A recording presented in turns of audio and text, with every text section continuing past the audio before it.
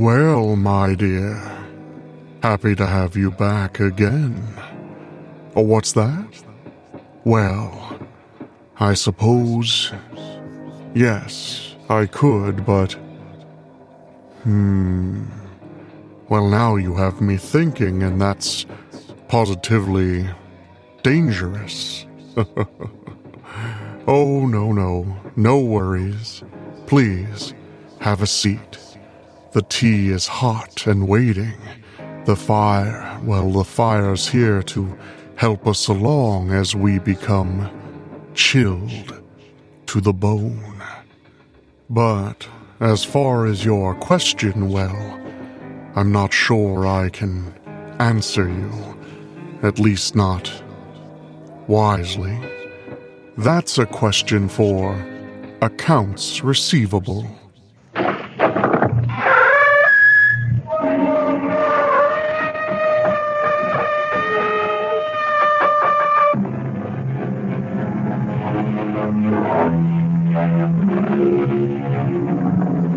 Come in.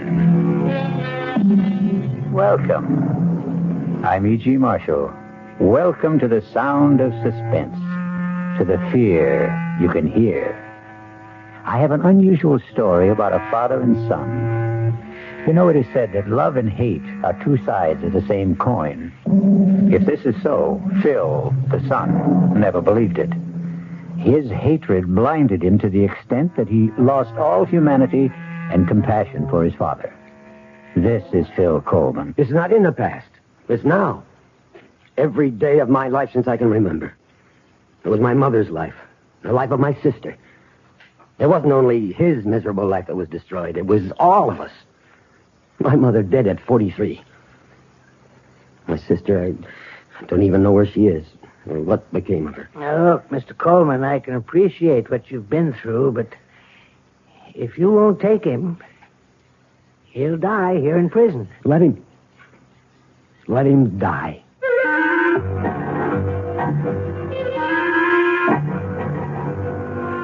Our mystery drama, Accounts Receivable, was especially written for the Radio Mystery Theater by Sidney Sloan and stars William Prince. It is sponsored in part by Anheuser-Busch Incorporated, brewers of Budweiser, and by the Kellogg Company, makers of Kellogg's Special K cereal. I'll be back shortly with Act One.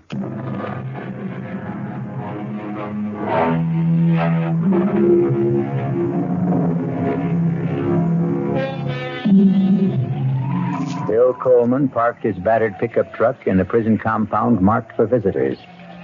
He walked 50 yards to the dirty gray guardhouse and presented his credentials to the stony-faced officer, who permitted Coleman to step out again into the rain and proceed toward the great, dirty granite complex, the maximum security prison for the state. Once inside, Coleman was ushered into the office of the chief prison doctor.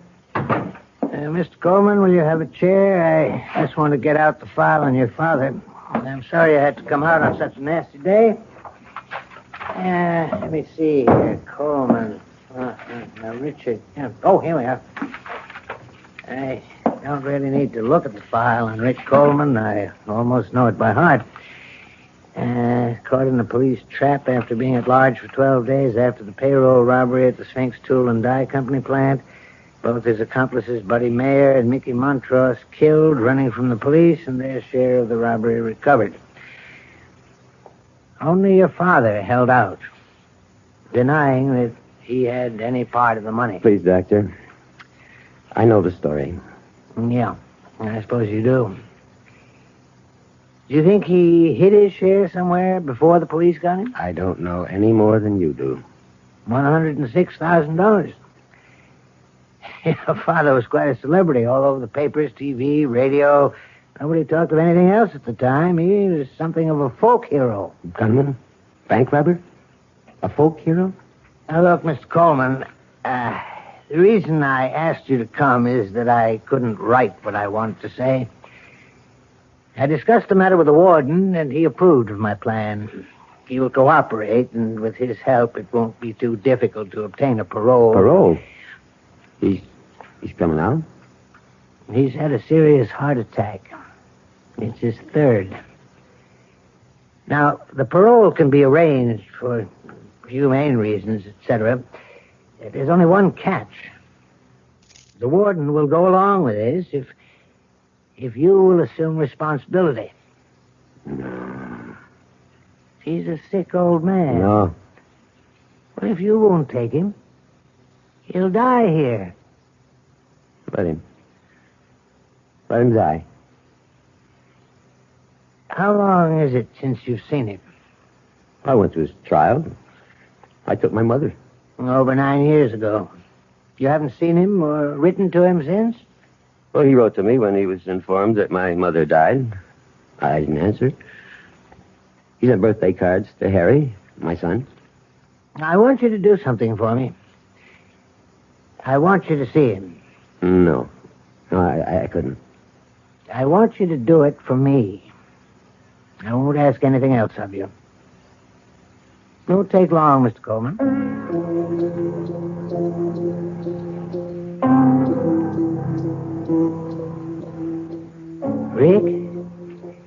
Rick? Think you can wake up a bit and talk? Oh, it's you, Doc. What do you want? I brought someone to see you, Rick. Hello? Rick? Who is it? It's your son, Rick. He's come to see you. Phil? You? Yeah? Yeah, Rick. How are you feeling? I feel fine. I've been a little under the weather. How's the kid? Oh, Harry's fine. He's going to school. Fine. Nina, how's she? I only saw her that one time at the trial. Oh, she's okay. She's getting on. Hey, Phil, I wonder if when you get back, would you send me a picture of Harry? Oh, yeah. I guess so. I'd appreciate that. Well, sure. Sure, I'll send you pictures. Well, only, Phil, if you don't mind, I'd like to have my grandson send it. Bill,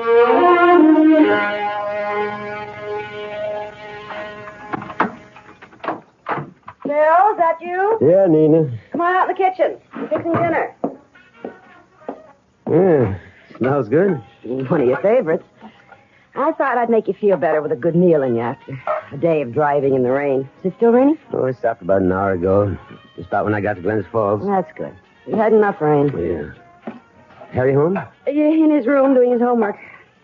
But was that radio going? He says he concentrates better. Ames call? Yeah, twice. About 30 minutes ago. He seemed angry. That's too damn bad.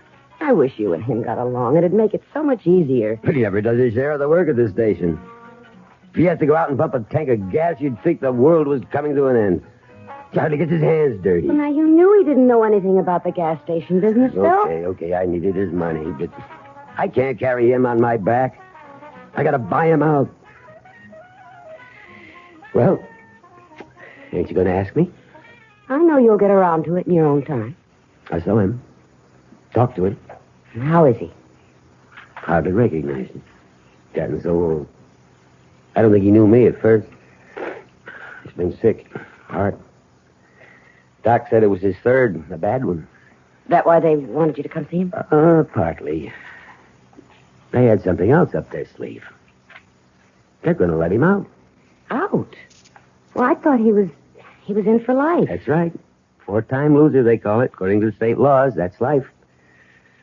But because of his health, the doc called it humane reasons or something. They'll parole him. And they have to get your approval, huh? That why they made you come? Something like that. They want me to be responsible for him. What? Want me to take him in, take care of him. Oh, maybe he wouldn't want that, Phil. He's got nothing to say about it. It's either that or die in prison. Oh, Phil. I told him. No, I wouldn't have him. Now, Phil, you know you're going to take him in. No, I'll never have him in my house. Let that jailbird die where he belongs. Let him die in prison.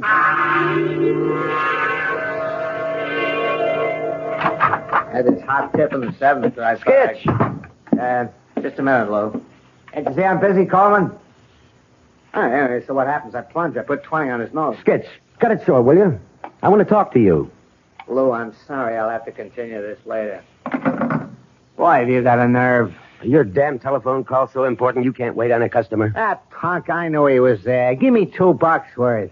I'm trying to discourage customers like that. Looks like you're trying to discourage all of them.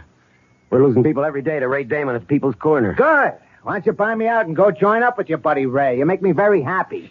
I can't talk to you anymore without getting into a fight. I want out, Coleman. I want it quick. Buy my half of the business and run things your own crooked way. Crooked? What are you saying? I'm wise to you, Coleman. I've known about you for the last 3 years. What? I should have known it 4 years ago. I could have avoided all this. Avoided what, Ames? Okay, buddy, if you want it cold and clear like a weather report, your father's a jailbird. Go on. Why should I go on? You get what I mean. No, I don't. I'd like to have you spell it out. All nice and slow. You know the old saying, like father, like... You're the lowest scub I've ever known. To lay on me about what my father's done. I've never cheated you out of one lousy cent. I put up with you, split even with you for 4 years. You haven't done 5 cents worth of work. This does it. I want you to get up 15 grand by the end of the month and buy me out. I'm seeing Clark Wetley at the bank tomorrow morning. As for you, you don't have to come around here to use the phone in the men's room. You just stay home. I'll send you your cut. Now get out of my service station.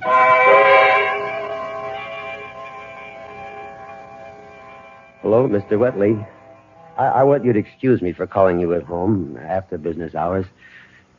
Well, you see, I can't make it down to the bank during the day. I've been trying for over a week. I'm kind of short-handed. Ames? Oh, well, that's why I'm calling you. I want to buy him out. You see, it's a good business for one owner, but when you divide it in two, what I'm trying to say is I'm going to need a big loan from the bank. 15. Yeah, that's what he wants for his share. Well, he won't take less than that. Yeah, I know it's tough trying to do this over the phone. Maybe tomorrow morning. Oh, thanks. I appreciate that. Well, how'd he sound? Oh, I don't know. That's a lot I'm asking for. Well, suppose you can't get the money. What can Ames do? He called me on the phone at the station today. He says he's talking to his lawyer. And if I can't make it, he says he can force a sale of the property and a division of the proceeds. You know what that would amount to after we paid off the $5,000 loan to the bank and legal fees? Maybe $5,000-6,000 each. $5,000. Out of work. How long would it last? You know, I'm desperate. I never felt so boxed in my life. I got only 10 more days till the end of the month. Oh, darling, don't worry. We'll manage. I'll get that. Yes. Yes, this is the Coleman residence. Who's... Well, yes, he's home, but I don't know... Who is it, Nina? Pardon me a minute. Phil, it's that doctor. The doctor from the prison? What do I need this for? At this time. I know what he wants, and he knows how I feel. Tell him to... No, give me that phone. Look, Doctor, why can't you leave me alone? You know, I don't want him now or ever. That's final. Goodbye. I can remember wanting a father so much it had hurt. I'd cry at night in my bed and be quiet so my mother wouldn't hear. I'd pray. Please, God, let me have him around for a week, a whole day, an hour. That's when I really believed in a God. I swore that if I ever had a kid, I'd love him, take care of him. Clean and honest like his father. I've never taken a cent that didn't belong to me, Nina. I know that, dear, and I love you for it. You're a good man. That wasn't the first time the doctor has called, was it? No, he's called at least 5 times in the last few days. Call him. Tell him that the old man can come. Oh, Phil. I don't know how we're going to manage. And so Phil Coleman yields to the pressure around him to accept his father into his home. The barrier of hate he has built up, however, will not dissolve. We'll return shortly with Act 2.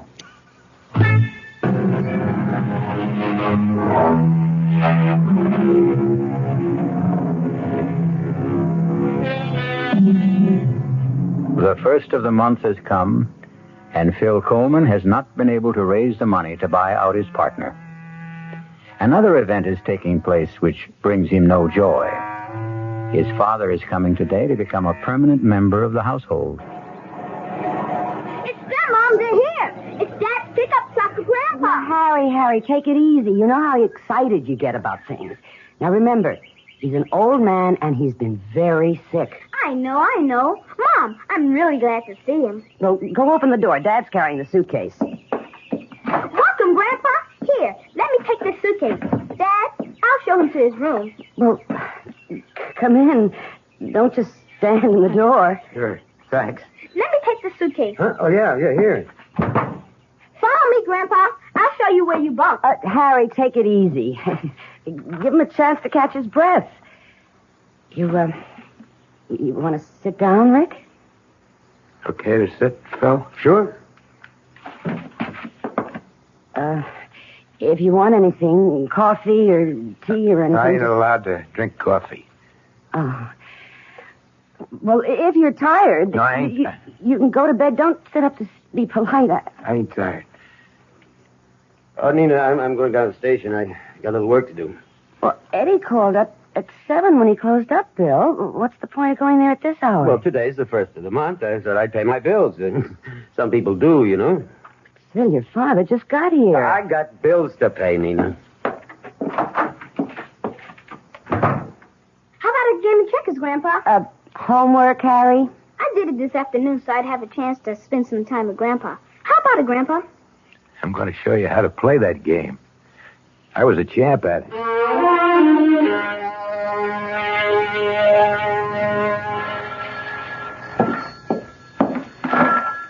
Coleman service station. Oh, Mr. Wetley. Yeah, I called the bank earlier, but they said you was busy. Yeah. Well, it's getting kind of urgent. You see, I told Ames I'd be able to settle matters with him around the first of the month. It's the 11th already. He calls me every day. Mr. Wetley, I'm desperate. I gotta get that loan. What? Well, when can you let me know? Well, couldn't you make it sooner? Okay, Mr. Wetley. I know you're doing your best for me. Pardon me, Mr. Wetley. Someone wants gas. Please call me as soon as you know. Thanks. Goodbye. Coming. Oh, I'm sorry to keep you. This the way you do business, Coleman? You're going to run this joint into the ground in 3 months. Oh, I'm sorry, but Eddie's out to lunch. Or something, Skitch. Mr. Ames to you, Coleman. Fill her up. Sure. Reason I dropped by, Coleman, my lawyer's drawing up papers to dissolve our partnership and... Well, I was just talking to the bank when you drove in. Good. When are you getting the cash? Soon. What does that mean? Either you're going to get it or you ain't. Don't try stalling me with soon. You said you'd have it before the end of last month. You know what the date is today? I'm doing my best. It ain't good enough. Give me a little time. Now, you'll get your 15 grand. I'll give you another week. Thanks, Ames. You know why I think you're going to be able to come up with the money? Your old man is living with you now. What the hell are you driving at? Everybody knows he's got over 100,000 stashed away from that job he did about 10 years ago. You fat pig! I'll pull you out of that car. Oh, my God, you're choking me! Okay. Now get out of here.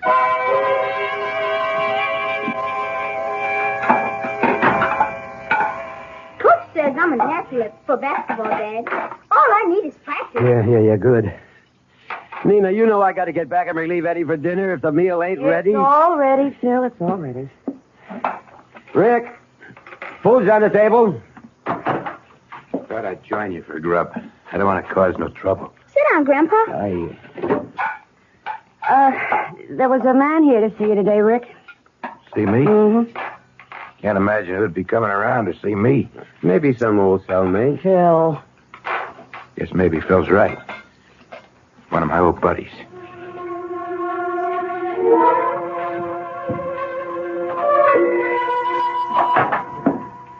Yes, sir. What can I do for you? Mr. Coleman. Yep. Sorry to bother you during business hours, but seemed like the best time to talk to you alone. Oh, my card. Herbert, Macaulay, Chandler, Nepping. International Insurance. I'm an insurance detective. Let me explain. When a big job is pulled, maybe 100, 200 grand, even bigger, the insurance companies have to fork over the money to the people who have insurance to cover such things. The money that is recovered, that is. You get me? Yeah. But what you don't know is the insurance companies never give up. They'll follow a man right into his grave to get back the stolen cash. Take your father's case, for example. I don't want to go into it. I know all about it. It might be worth your while to talk to me. 10% of $106,000 is a lot of green. 106,000 was your father's cut of the heist. And that's the amount still missing from the Sphinx Tool and Die Company hold-up 10 years ago. But on trial, he said he never got his share, that his buddies cheated him. Bunk, the jury didn't believe him then, and I don't believe him now. He's got it, but he'll never be able to spend a buck of it. We've been after him for 10 years already, and that ain't nothing. We kept after a guy for 20 years and finally got the money back. Happened before I got in the company. They caught the guy digging up a big glass bottle stuffed with moldy old bills. And here's the laugh. The bills were the big old size, printed before they changed over to the small ones. He couldn't have spent the money. It was out of date. Yeah, I'm a busy man, Mr. Yeah, Macaulay.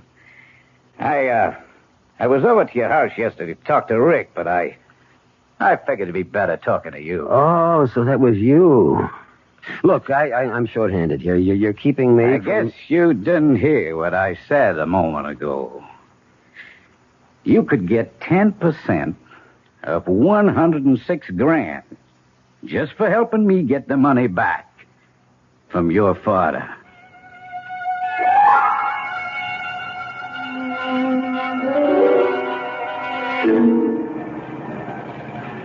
Okay, now, what's the big mystery? Where's Harry? Didn't go to church last Sunday either. No big mystery, Phil. He's out with the boys practicing basketball. So you have to practice today? It's the only time the basketball field or court or whatever they call it is available. So the little stinker thought he was going to get away with it, did he? Oh, well, now, don't be too hard on him. He's a good boy, and he works very hard at his schoolwork. Oh, I know. I used to go AWOL Sundays whenever I could as a kid, play basketball. Used to make my mother sore. Once she came right out to the lot where I was playing and grabbed my ear and walked me 3 blocks like that to school. No, I ain't mad at him, but I got to make a little fuss to show him mechanics. Okay, Nina. Now, don't make a big thing out of it, huh? Think he's home yet? Well, he wouldn't be this early. Got your key? Well, the door isn't locked. Your father's home. Well, Harry, you're home. Hello, Mom. Hi, Dad. This is Mr. Kanaki, my gym teacher. Hello, Mr. How do you Coleman. do? I'm sorry to bother you, especially on a Sunday, but... Anything wrong? Well, Mr. Coleman, let me tell you that I know Harry's a good boy and an excellent student, and nothing is going to be done to spoil his record. Well, what are you driving at, Now, Mr. don't lose your temper, Mr. Phil? Coleman. It's just that Harry and 2 other boys have been playing basketball in the school gymnasium on Sundays. Well, what's so bad about that? Well, they had to break into the school to use the gym. And now, although they're all 14 and wouldn't be prosecuted for criminal action at that age, breaking and entering is a serious matter. Breaking and entering. And when we found the locks jimmied last week, we set a trap this Sunday. And what do you intend to do? Oh, well, frankly, we are not going to do anything. But we expect that the boys' parents will exert some sort of influence to keep this from recurring. You've talked to the other parents. Oh, yes, on the phone. 3 boys, club busting into the school. You call and tell the parents of the other 2 kids about it on the phone. But Harry's folks get a personal interview. Why? Well, you see, this is sort of difficult to explain, Mr. Coleman, but... Maybe I can help you. Wait, Phil. Harry, you go to your room. No, he better stay right here. Sit down, Harry. Now, Mr. Kanaki, I'll tell you why you came here to talk to me, personal-like. You know the name Coleman for a long time, don't you? Read about it in the papers? Well, really, it was your son who revealed that Rick Coleman was his grandfather. He turned in a theme last week to his English teacher, Mrs. Margolis, which rather shocked her. He used bad words? Oh, no, that wasn't it. He seemed proud of the accomplishments of his grandfather, extolled his talent, so to speak. Now, aren't you making a lot more out of this than is really there? Well, I told Mr. Gilchrist I didn't want to come here, but he insisted. It seems that he wanted to know about your father, Mr. Coleman. We understand that he's living with you. You think he's been a bad influence? Oh, I'm trying not to make any judgments, Mr. Coleman, but I expect you will. And now I think I've said enough. Please excuse me for spoiling your day. Goodbye. Keep your nose clean there, Harry. Bye, Mr. Kanaki. Go to your room, Harry. Yes, Dad. I got a lot of homework anyway. Now, what are you going to do, Phil? I don't know. But I'm going to start out with him. With Rick.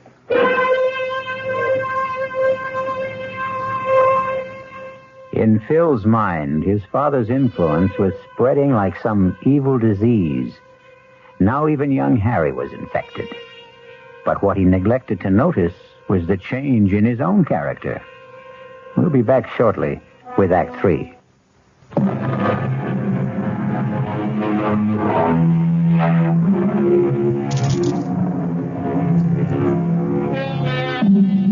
Despite Phil's resolve to speak to his father immediately, so many other matters converged on him that it was several days before he had time to get Rick alone for the soul-searching talk that he envisioned. Strangely enough, the conversation, when he finally got around to it, took an entirely different course. Come. Rick, you busy?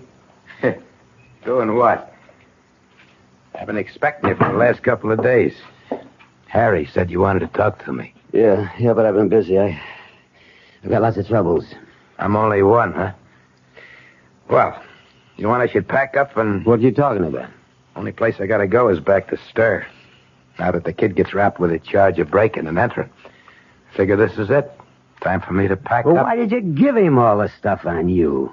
The story he wrote for his teacher about your life. He told me he was going to write it. He asked me for help. I told him don't do it. It'll get you in trouble. So he goes down to the library. And they let him see the old newspapers and microfilms. Oh, so that's how he got it. Ask him. No, I believe you. First time in your life, I felt. What? That you believe me. Yeah, maybe. Rick, you know Macaulay, insurance detective? Him. That old troublemaker. First couple of years I was in Stir, he was practically my only visitor. Yeah, well, he came to see me with something on his mind. Don't tell me, I know. That old story, huh? That dough was supposed to be my cut. They want it. They're willing to pay me to help them get it. He offered you 10%, right? That's right. What'd you tell him? Listen, I got to explain something to you. You told him you'd go along. You'd get the money, didn't you? Look, Rick. You'll never be able to spend it. I'm desperate for cash. I need $15,000 to pay off my partner, to get him out of the business. I know. Harry gave me all the details. And if he forces a sale to dissolve the partnership, I'm done for. We both won't get what the place is worth. And I'll be out of work. What can I do? Look, the bank is holding back on lending me 15. But I could get 5. Give me the money, Rick. Oh, boy. That's a laugh. You've never done anything for me in my whole life. Now's your chance to pay me back for the kind of childhood and life I've had because of you. Hold on. I'd like to help you if I could, but I can't. Why not? Because you want to hog the whole $106,000 for yourself? You think that? Yeah, Macaulay does too. I haven't got the money. You know where it is? No. I said at the trial I didn't get my cut. They cheated me. Yeah, they said you were lying then. I told the truth. You're lying now. Okay. Suppose I'm lying. I'm not giving up that money because there ain't no money.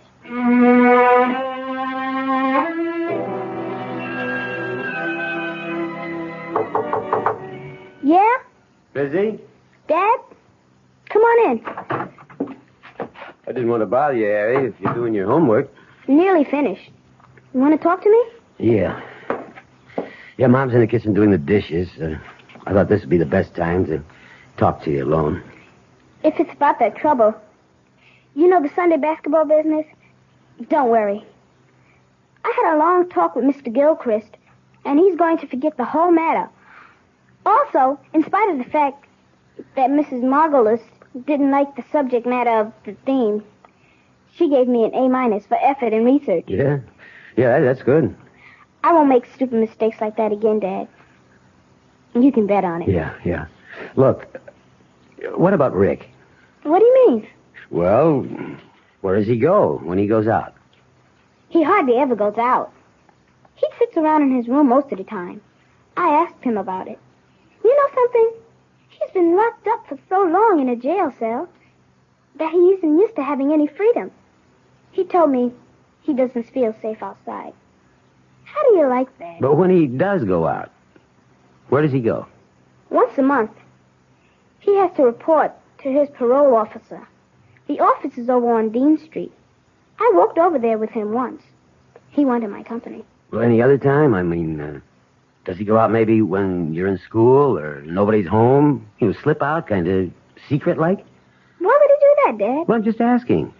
You know, I'm responsible for him. I know, but you don't have to worry about Grandpa. He told me he doesn't want any more trouble in his life. He's a sick old man. Yeah. You're right. One thing, it's bothered him when he sort of let it slip out one time when we were talking. It bothered me, too. What was that? About the money? What money? Oh, you mean the money they think it's hidden? He doesn't have the money. He never had it. Yeah, that's what he told me. You don't believe him? Well, let's forget I ever brought it up, huh? If Rick convinced you, that's all that counts. That's what I was trying to tell you. That bothers him. You and Mom, you both call him Rick. Yeah? He's your father. Couldn't you... What do you want me to call him? Daddy? No, not that way. But just once, be nice to him. Make him feel like he belongs. Rick never done anything in his life for me. $15,000, Phil. 15 grand. You should be able to get that up in no time. I can't. The bank says I gotta get more collateral. Everyone knows he's got over 100,000 stashed away. I wouldn't touch that. I wouldn't touch... 10% of 106,000. I'll keep my mouth shut. 10%. That's fair. I wouldn't touch that dirty money. Take the money. All of it, Bill. It belongs to you. I stole it for you. 106,000. Rick earned the money. Phil, wake 10 up. years. Nearly 10 years. Phil, darling, you're having a bad dream. It's my money. Phil. It belongs to me. Darling, please, wake up. No, it's my money, all of it. Phil, open your eyes. You were having a bad dream. I could hardly wake you. Oh. Are you all right? Oh, yeah, I'm all right. Do you want a glass of water or something? No. No, I'm okay now. You were dreaming about that money, weren't you? You kept saying something about 106,000. And then you said, it's mine. It belongs to me. Oh, that's just a dream. You know, forget it. I'm getting up. Phil, it's 1 o'clock in the morning. You've only been asleep 2 hours. I'm getting up. Mind if I switch on the light? No. I'm going out, Nina. Out? At this hour? When will you be back? Later. I don't know. I don't want you to say anything to Harry about this. Or to anyone. Understand? No. But I won't say anything if you don't want me to. Well, I'd like to explain, but there's no time.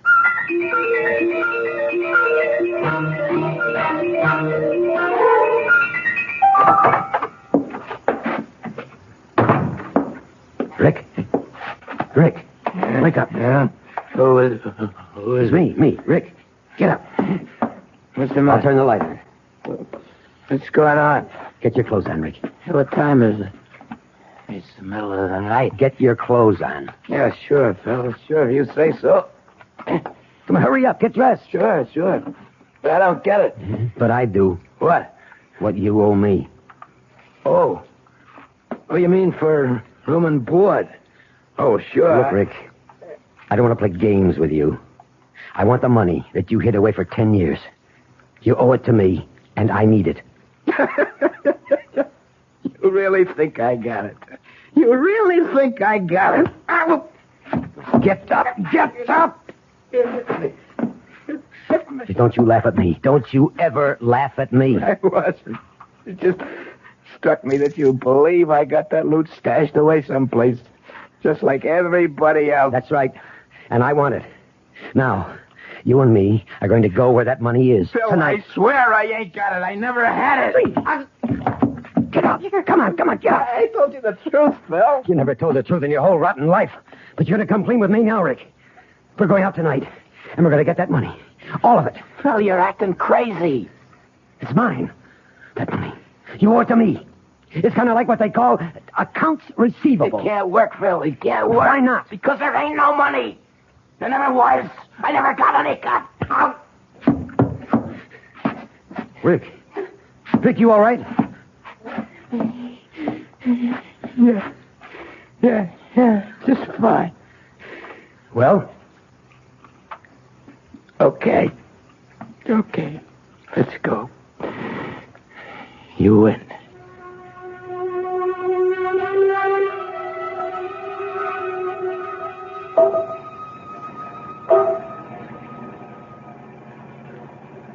How much farther? We've been out nearly an hour. Keep going. It's near Plainfield. I'll tell you when.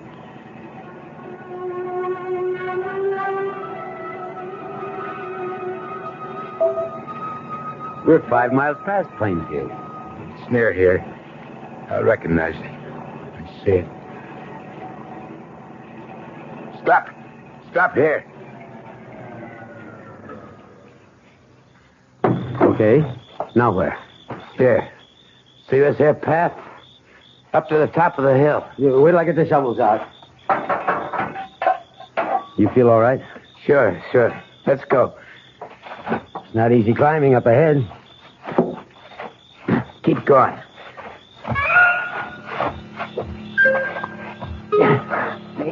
Keep going.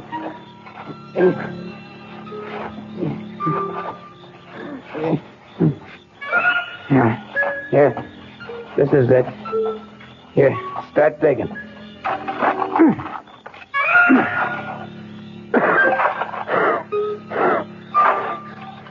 You sure this is the right place? Rick, you hear me? You all right? I was asking you if you could have been mistaken about the spot. The spot where you hid the money. Oh, no mistake. No. Down over 3 feet now. Deeper. Okay. I'm getting pushed. Give me a shovel. I'll help. No, I'm okay. Give me a shovel. Give me. Sure. I don't know why you want to. You're too weak to do much. Here. Want to know why I want to dig? Why? So, sorry for what I done to you. Why you want to dig, I didn't Rick? give you nothing in your whole life. I'm really sorry for what. I was rotten to you. You know why I want to dig? No, why? Because I'm digging my own grave. Hey, Rick! Rick, what is it? Put me down. Put me down.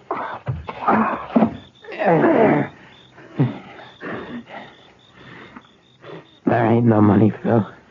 Not a damn cent. No dough. I was telling the truth once in my life, and nobody believed me. Okay. I believe you. No, take it easy.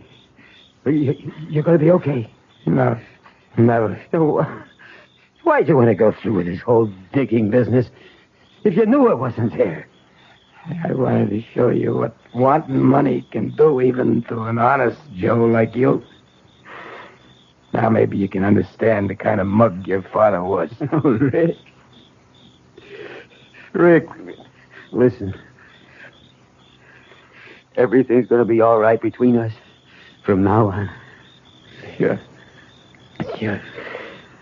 Only one thing. Yeah? Call me something besides Rick. Yeah. I've been wanting to. I've been wanting to. That easy for me to say it. Pa? Get well. Don't die, Pa. Thanks, Phil. Thanks, son. Pa! Phil Coleman searched for a father all his life and lost him at the moment of finding him. I'll be back shortly.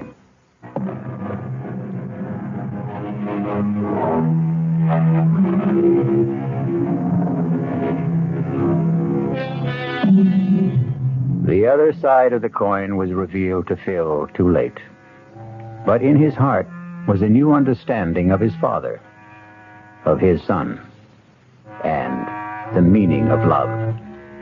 Our cast included William Prince, Joseph Julian, Ralph Carter, Joan Lovejoy, Robert Dryden, and Ian Martin. The entire production was under the direction of Hyman Brown.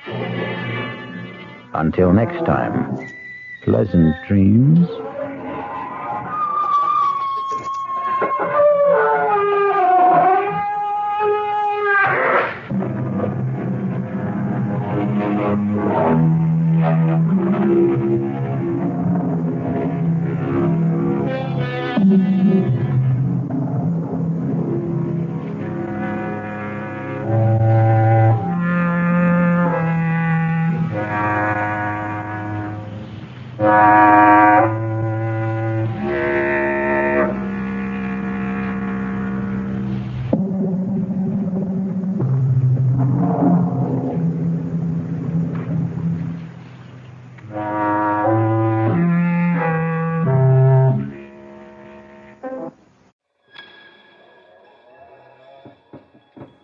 My dear, I'm sorry to have to throw you to the wolves of bureaucracy, but, well, some horrors even I cannot face on my own. But please, enjoy your seat, enjoy your tea. There's so much more fun and fear to be had. So many questions asked that we hope will be answered. But we never know for sure. But isn't that part of the fun? Wondering, what is Operation Fleur de Lys?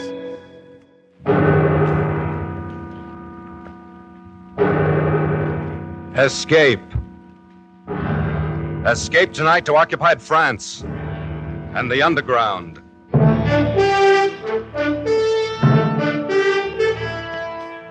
The Columbia Broadcasting System and its affiliated stations presents Escape, a new series of programs of which this, the second, is Operation Fleur de Lys, written and directed by William N. Robeson.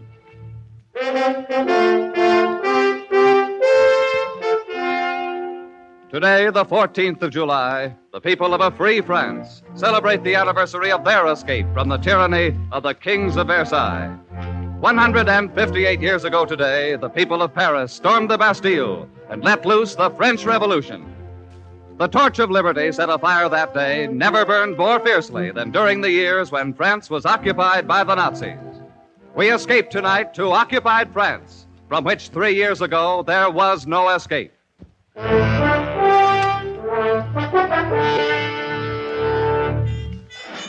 can call me Duke, but don't use my right name. I might want to go back to France someday. And there are a lot of people in the world that wouldn't understand that what I did was justified in a war. No, I don't have any regrets. Moral ones, that is. It isn't what I did to Renee that keeps me awake at nights. It's just the memory of her. There isn't much about her in my official report on Operation Fleur de Lys, but then it isn't customary to include descriptions of slim, sunburned legs and wide, deep brown eyes in a military document. And anyway, she was only an incident in the operation, even if she became somewhat more important to me. Operation Fleur de Lys began, like all the others, in the grubby, undistinguished house in London, which was the headquarters of the OSS, the Office of Strategic Services, otherwise known in various parts of the world as screwballs, cutthroats, spies, cloak and dagger boys, and American underground agents. Gentlemen, Operation Fleur de Lys is planned to assist the advance of our forces once they've secured a beachhead in Normandy. Is that where we're going in, Major? That is one of the possibilities, Lieutenant. Yes, sir. You will jump over Grandmont in northern France, here on the map. You have to set up roadblocks on these 3 state highways. Here, here, and here. There is an underground contact near Grandma's? Yes, Alcine Duton. He's leader of the local maquis. He's expecting him. In addition, you're to block these railroad lines entering and leaving Grandmont. These operations are to coincide with the advance of our ground forces. If they land in Normandy. If they land in Normandy. You will enplane tonight at 2100 hours and will drop over your objective at, I should think, approximately 2230. Any questions? No, I don't think so, sir. Well, yes, sir, I have a question. Yes, Lieutenant? How many of us are going on this mission? Just the 2 of you. Just the 2 of us. And all we had to do was organize an underground army, disrupt the supply lines of a half a dozen Nazi divisions, and give support to the entire Allied invasion. Just the 2 of us. But that's the way the OSS worked. And nobody ordered Hill and me into it. We'd volunteered. I don't know why. Maybe for moments like this one, when you get a B-24 assigned to you as a personal taxi, and there's lots of room to sprawl around after the Bombay. How do you feel? Fine. Scared? Of course I'm scared, aren't you? Me? No. This is a walk. You forget how tough it was when we were at paratroop school at Benning. Yeah, that was real rugged. If the wind wasn't right, you might land in the Chattahoochee and get all wet. And there was always the chance that you'd sprain your ankle coming down too hard. And the sun was so bright on some of those daylight jumps. Whereas we got none of those things to worry about here. A nice pitch-black night over France, no sun to blind us, no Chattahoochee River to fall into. Hey, Lieutenant. Yes, Sergeant. Skipper wants to talk to you on the intercom. Thanks. Here, use my cans. Thank you. Duke here. Lieutenant, I'm over your objective. Any signal from the ground? Yes, the one arranged. 4 dots, 2 dashes. Green. Very well. You and Lieutenant Hill move into the Bombay catwalk. I'll open Bombay doors in 30 seconds. Roger. Good luck. Thanks. Sergeant, stand by to dump those supplies as soon as we're clear. Yes, sir. Come on, Ed. This, as someone has said, is it. So soon? Just as I was settling down to a good book. Bombay doors are opening, sir. Okay, Sergeant. All right, Ed, let's check your harness. It's a frightful mess. I just can't seem to do a thing with it. I know, but this is the last party you'll have to wear it on. Okay. How am I? Well, don't look now, but your chute's showing. Tuck it in. Let's get out on that catwalk. Wow, what a refreshing breeze. And all of France at our feet.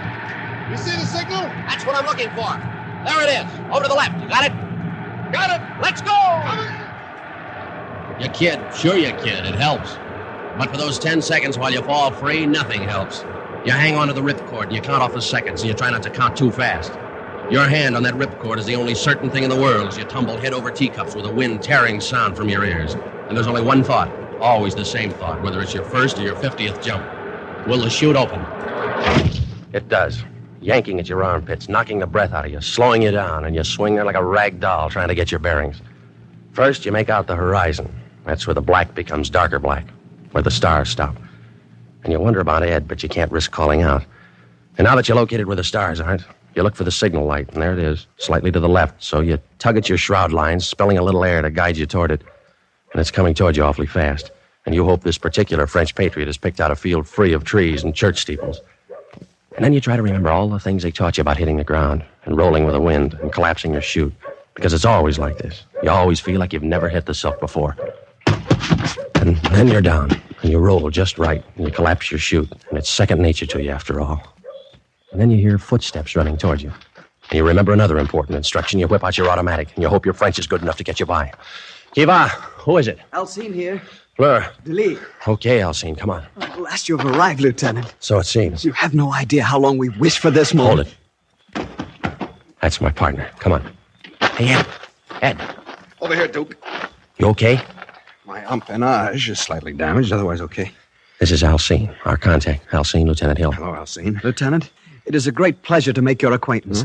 And on behalf of my countrymen... Yeah, well, let's get these chutes buried and blow this place. Where's your transportation, Alcine? We haven't any. What? Where's the safe house? You might be able to stay at my aunt's. I don't think she'd talk. You don't think, aren't you sure? Oh, yes, I'm supremely confident that Where are the Germans? They're everywhere. And that is why I'm so glad you're here. Now we can fight again. With your help, we will kill many Boche. Wait a minute. How many are there in your Maquis? Myself and 2 others. Just 3 of you? Oh, my aching back. But now that the Americans are here, we can do anything. Oh, why don't they get these things straight in London? How can we block roads with a 3-man Maquis? 3 men and an aunt who perhaps will not talk. Well, let's get cracking. Duke, you're not going through with this mad venture, are you? What would you suggest? Well, as for me, I'm all for taking the next plane back to London.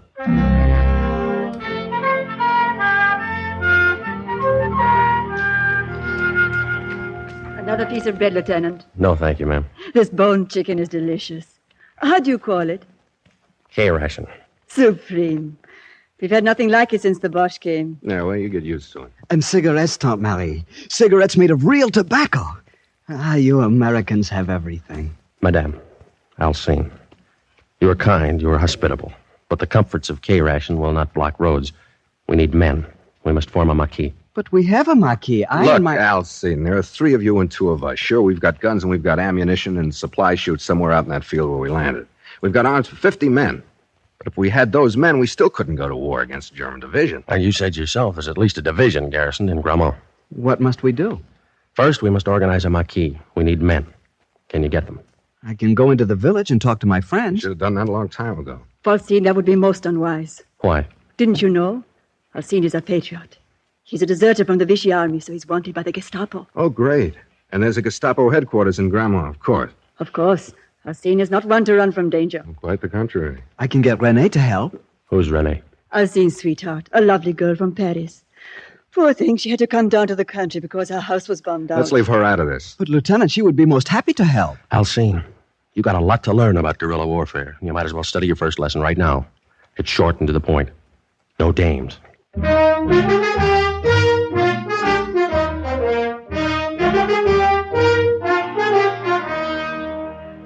Well, the next day, we collected the supplies, which had been dropped with us, and we set up a camp deep in the woods. Hill and I were loaded with French money, so we were able to buy food from the friendly farmers. Maybe it was the food as much as patriotism that brought us recruits. Anyway, after a week, we had nearly 30 men. Our Maquis wasn't big enough for the job we had to do, but it was growing in the right direction. And then one night, as I was winding up a report to London... Oh? What do they say? What do they ever say? Message acknowledged. Carry on. Well, what about new batteries for the radio? What about extra ammunition for the Buck Rogers guns? When are they going to get another drop to us? Why don't you ask them? Yeah, I know. They do the best they can, I guess. After all, we're not the only Boy Scouts in this jamboree. Mm-hmm. Hey, Duke. Yeah? There goes Alcine again, off toward the road. What the... Hey, Alcine! Yes? Come here a minute. Yes, Lieutenant. Where are you going? I was just taking a stroll. You on night guard? Not tonight. You weren't on night guard last night, were you? No, Lieutenant. Or the night before? No, sir. But you weren't in camp all night, were you? No, sir. What's the matter? Don't you like the camp? Rather sleep at your aunt's? Is it too rugged out here for you? No, sir. Then where were you? In the village. You know the orders. No one is to go into the village. Yes, Lieutenant, but I only go in at night. That makes no difference. But it does. You see, Lieutenant, I'm so in love. Oh, great. The girl from Paris? Yes. You should see her, Lieutenant. She's the most beautiful, the most charming, the most... Don't you know you're endangering the whole Maquis by disobeying my orders? Oh, no, sir. There's no danger with Renee. She hates the bush. Why, she wants to join us. You've told her about us? Oh, yes, sir. Are you out of your mind? How do you know she's all right? I just know that's all. She's the most wonderful person in the world. She's a real patriot. I told you, rule number 1 is no dames. Yes, but Renee is different. Yeah. Well, you better marry her before you bring her around here, or you'll have to share her with the rest of these wolves. Lieutenant, do I understand you? Forget it, Elsie. It's just an American figure of speech. May I tell Renee she can join us? Well, not quite yet. Later, maybe. Yes, Lieutenant. Is that all? Yeah, that's all. If you got to take it, Alcine, take it easy. I do not understand. Just another American idiom, Elsie. Good night. Good night, sir. Hey, Duke. You gonna let him get away with that? Well, what are we going to do? Slap him into the guardhouse for 30 days. Only this isn't the American Army. We haven't any guardhouse. Yeah, stinks from a security standpoint. I know. If we try to keep these boys from sneaking off home every now and then, we're not going to have any Maquis. He's French. An immoral race. I don't know about that. Remember Phoenix City, Alabama? Yeah. Oh, yeah, I see what you mean.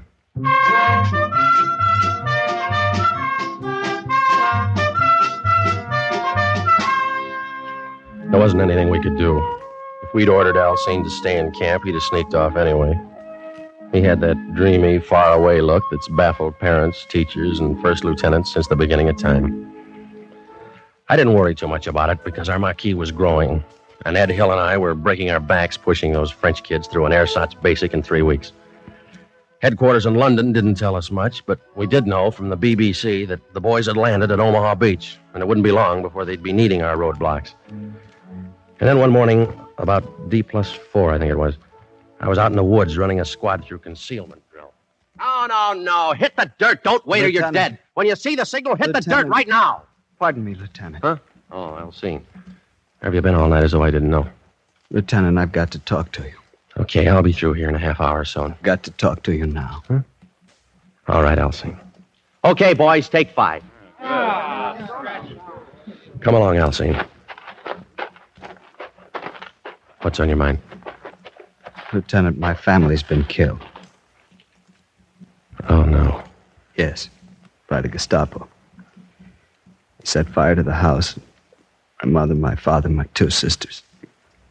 They ran out. The Gestapo shot them. You're sure of this? Yes, I heard it this morning from a neighbor who saw it happen. You poor kid. When can we attack, Lieutenant? When can we stop this endless training and fight the Boche? No, I want only to kill and kill and kill until I pay them back for my father, my mother, my 2 sisters. Yeah, I know. You'll get your chance, Alcine, but not yet. We gotta wait. We're not ready yet. I'm ready. Before I wanted to fight the Boche for my country. Now I want to kill him again and again. For them. I know, but you gotta be patient. It should happen to me now. Only last night Renee said she'd marry me. Come to live here with me in the camp. I was so happy. And this morning I learned this news. When did you hear from your mother last? Not for a month since we began to work, but I've written her every week. You have? Who mailed the letters? Renee mailed them for me. She's so kind and thoughtful. She offered to mail letters home for the other boys, too. Oh, that was nice of her. Did they take advantage of her offer? A couple of them. Who? Paul and Jean. I told them about it, and they wrote their families. And Renee mailed the letters, huh? Yeah, she's a wonderful person, Lieutenant. You're going to love her. Yeah, I think I am. She's all I've got in the world now.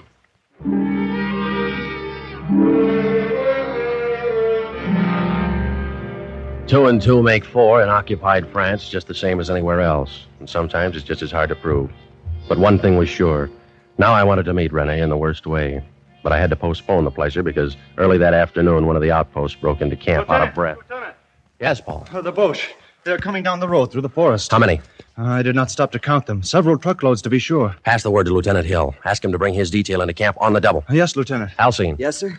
Take 2 men and go down by the road and see what they're up to. Yes, sir. Just reconnoiter. Don't fire at them. But this is my chance for revenge. Listen to me. Don't fire at them. That's a command. Yes, sir. They may not be after us at all. Now get going. Immediately, Lieutenant. What's the order of the day, Duke? Lance Graham? Yeah, it looks like it. All your men here? President accounted for. All right, boys, now gather around, will you, and get this. There's a convoy of Germans coming down the forest road. Now, wait a minute. We're not going to fight them. You know what our job is. Roadblocks.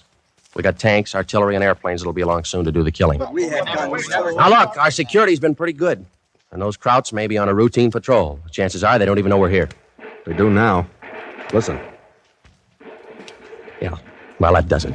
All right, you men got your weapons? Yes, sir. Good. Now, you know the procedure. Get lost. Before you leave the forest, bury your weapons, ammunition, and equipment. Rendezvous at the home of Alcine's aunt at 2200 hours tonight. Good luck. Come on, Ed, let's scram. Well, he who doesn't fight and runs away lives to fight another day. Or something like that. Who tipped them off? I'm not sure, but I got a pretty good idea. Who's down there at the road? Alcine, he's fighting a private war, the poor jerk.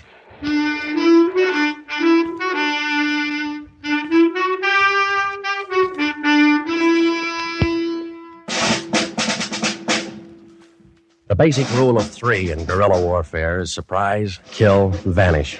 However, when you're surprised, the only rule is vanish. And we did. There were about 50 Germans and a half a dozen dogs to track our scent. They spent the day thrashing through the woods, firing into the underbrush, and finding nothing. It was a classic withdrawal, and Hill and I were proud of our little army, with the exception of Alcine, its self-appointed hero. When we arrived at his aunt's house that night for the rendezvous, a half a dozen of the boys were already there. Who is it? Fleur. De Lys. Lieutenant, come in. Good evening, madame. Alcine is already here. I'm so proud of him. Lieutenant, I was just telling Tante Marie and the boys it was magnificent. I got 2 of them. I killed 2 Boche. Your orders were not to shoot. But, Lieutenant, what would you? What happened to the other boys who were with you? Jean was wounded and captured. Antoine became frightened and ran away. That blows the Marquis. They'll get the full particulars from Jean. They haven't got him already. I'm sorry, Lieutenant, but... Quiet. Answer it, madame. Who is it? Fleur. De Lys. Open it. Good evening, madame. Come in, boys. Run in any trouble, boys? As you see, we are here. Yeah. But not for long.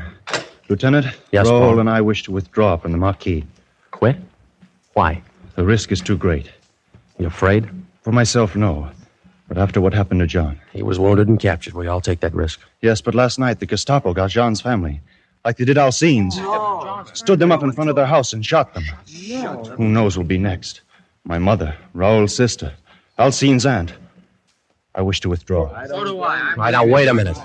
I don't blame you for being worried about your families. But whose families do you think the British and American armies up in Normandy are fighting to liberate? Their own? No, yours. Now, this thing isn't as bad as it looks. There's been a leak in our security. Somebody's been putting a finger on us, so we lay low until the leak's plugged. But the Germans are everywhere. Spies, perhaps, too, are everywhere. I think I know who's responsible for these murders. I'll make a deal with you. Give me a couple of days to work it out. We'll issue you boys some money, and all you've got to do is to get lost until Saturday night, and then meet me back here. If I haven't patched up our security by then, you can all quit the Marquis and become collaborators. Oh, it is not that, Lieutenant. No one wishes to collaborate. But one must think of one's family. Okay. Ed, Yeah, Duke. give the boys 1,000 francs apiece. Right? Come and get it, boy. Come on. Alcine, Yes, my lieutenant? I'm going to have a little time on my hands for the next couple of days. You think you could arrange to introduce me to your girlfriend? Oh, but of course, Lieutenant. Maybe, if she's okay, like you say, we can let her sign up, huh? I am desolated with happiness, Lieutenant. One thing. None of that lieutenant business around her until I make sure she's all right. Very well. You think my French is good enough to pass as a native? But of course, Lieutenant. All right, then pass me off as a friend of yours. Let's see, I'll need a name.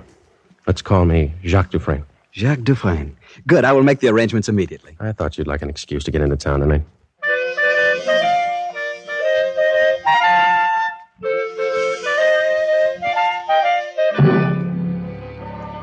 The next afternoon, Alcine brought the girl out to the woods near his aunt's house. I stood behind a tree to watch and make sure they weren't being followed. She was all right. Tall, long, sunburned legs, her hair caught in a blue ribbon like a little girl's. I let them walk by, and then I stepped from behind my tree. Oh, there you are, Jacques. Hello, Alcine. René, this is my good friend Jacques Dufresne. He's from Paris, too. Jacques, this is René de Cibourg. Glad to meet you, mademoiselle. And I'm honored to meet you, monsieur. Where do you live in Paris? Near the Porte du Lilas. But my home is no longer there. It was bombed out. Alas, so was mine. My family remain with friends, but I've come out into the country to fight with the resistance. Jacques has much influence with the commander of our Marquis. Oh, I hope you will be able to persuade him to let me join you, monsieur. I shall do what I can. It would be a privilege and an honor to work with a patriot like you. See, Jacques, I told you René was all right. You didn't tell me the half of it. Mademoiselle, you understand that we must be cautious. There are questions I must ask of a confidential nature. Why don't we meet again? Alone. Why not? Say, tonight? I have a little car. But- We might take a drive. Fine. But, Rene, you promised me I can that... see you some other time, ma chère. Remember, France comes first.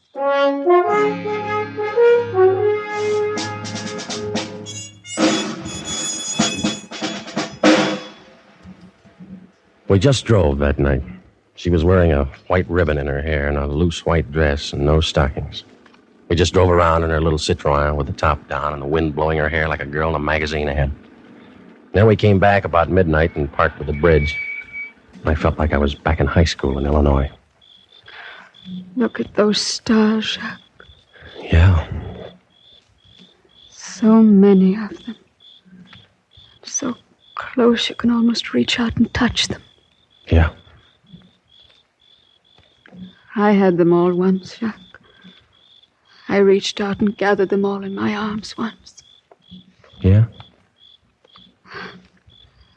I want you to know all about me, Jacques. I want to. Don't think it's wrong of me. But I've been in love. There's nothing wrong in being in love. He was a soldier. Most everybody is these days. A German soldier. Oh. Don't you think that love is bigger than war or hate or anything? Yeah, I guess so. He's dead now. That's good. I'm sorry. I mean, I didn't mean to hurt you. I'm not sorry he's dead. Jacques, I'm so confused. I want to understand things. I want to be intelligent about things. But everything gets so mixed up. Like now. Like now? Yes. Jacques, I've never been so happy as I am tonight. Not even with the German? Not even with him. Why does it have to end? Why do those blessed stars have to go out one by one to make way for another day of war? Why can't we stop time? You and I. And gather all the stars together. Just for us. I don't know, baby. It's never been done before. But we can try.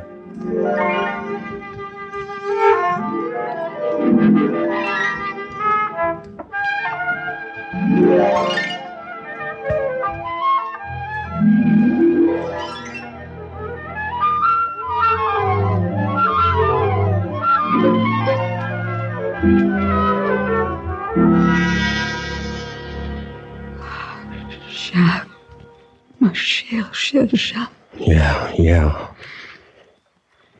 Tomorrow night. Same time, same place. Forever if you say the word. Forever. Sure, why not?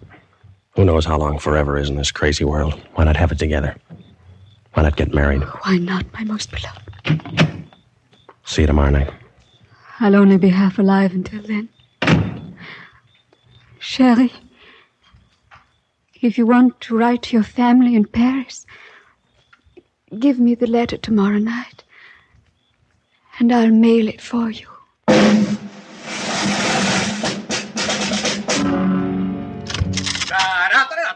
Oh, no. All right, drop that rock and grab a sock. Rise and shine, lover boy. I brought you a cup of chocolate. Figured you want breakfast in bed this morning. Oh, thanks. How'd you make out last night? Okay. Details. Let's have the details. Nothing much to report.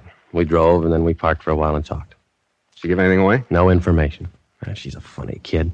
Her dialogue's as corny as a bobby soxer. She knows she's pretty, so she wants to be admired for her mind. But I'm sure she's our Mata Hari. How come? She offered to mail a letter to my family. That's consistent. I asked her to marry me. What? She didn't believe me, but she pretended like she did. I don't know why she's doing what she's doing. Thrills, maybe. French juvenile delinquent.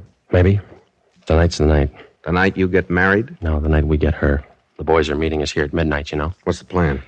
Well, I'll take another ride with her. And about midnight, we'll be back and parked by the bridge. Mm-hmm. You'll be there out of sight. I'll have some brandy along, and I'll slug her drink with a capture pill. When she's passed out, I'll give you the come on, and you join me.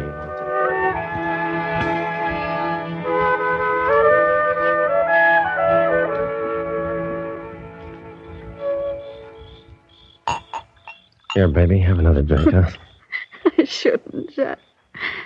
Brandy always makes me sleepy. Well, what of it? This is a celebration of our engagement. Oh, kiss me, Jacques. Again and again. Sure. Jacques, the stars are nearer. Nearer than they've ever been. Nearer than you think, baby. I love you, Jacques. I do love you. Kiss me again. Do it again. And again. Renee. Baby, are you asleep? You collaborationist pig, can you hear me? Okay, Ed. Is she out? Like a red light in an air raid. Here's her purse. Start through it while I untangle myself, will you? Now, take a look at this. What is it? A letter from Gestapo headquarters confirming receipt of 3 addresses. Let me see that. Well, that one's Alcine's family, and that one's Jean's. And here's a Gestapo identification card. Flash your light over there. Look at her. What a dish. Look at that kisser. She's responsible for the death of 6 people whose only crime was being born French. She'd have wrecked our marquee, snafu'd our mission, and turned me over to the Gestapo with her lipstick still on my collar. That gorgeous hunk of double cross. Now we got the proof. Let's get on with it. Okay. I guess you'd rather I... No, this is my job. Gee, she's gorgeous. Yeah. So long, honey. Thanks. She ain't so gorgeous now. Release that handbrake. Got it. Come on, shove. Not yet. Keep that steering wheel straight. The river's deepest right at the center of the bridge. Yeah. Now, hard right on the wheel.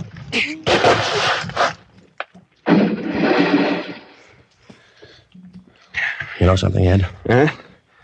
I think she finally did gather that armful of stars.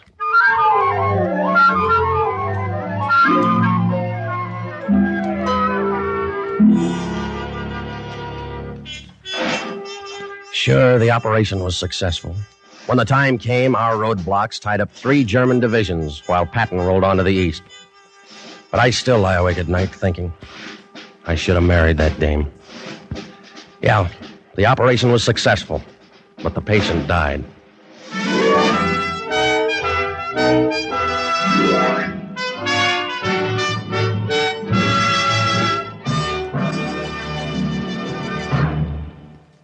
Operation Fleur de Lys was written, directed, and produced by William N. Robeson with Jack Webb as Duke, Elliot Lewis as Hill, Peggy Weber as Renee, and Harry Bartell as Alcine.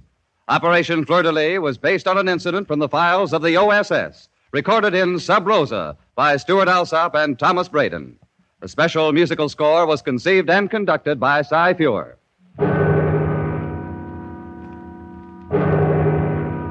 Escape is presented by CBS and its affiliated stations each week at this time. And so good night until next week, when again it will be time to escape. This is CBS, the Columbia Broadcasting System.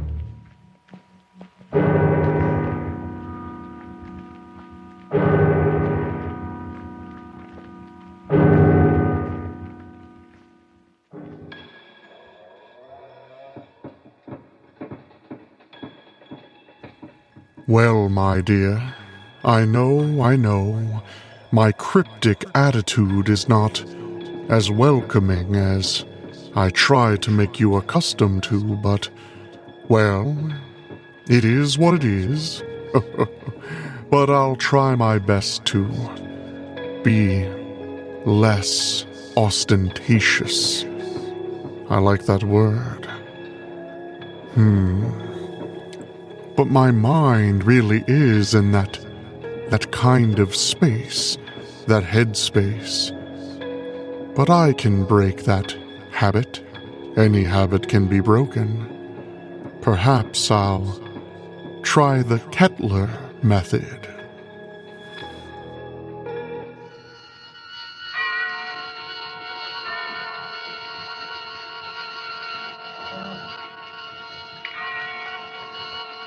The Columbia Network takes pleasure in bringing you Suspense.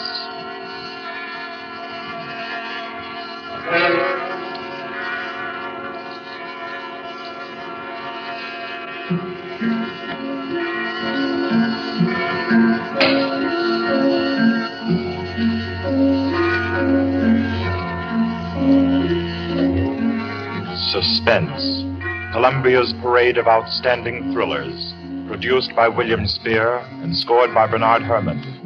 The notable melodramas from stage and screen, fiction and radio, presented each week to bring you to the edge of your chair, to keep you in suspense.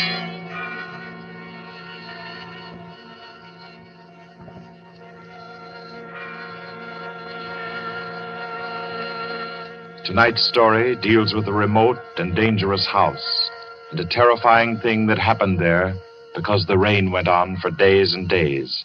It deals with a surgeon and a girl, a giant, and a young man who took a long chance.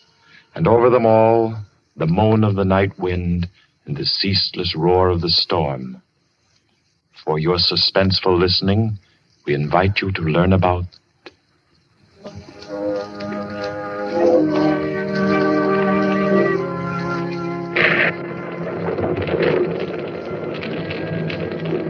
the Kettler Method.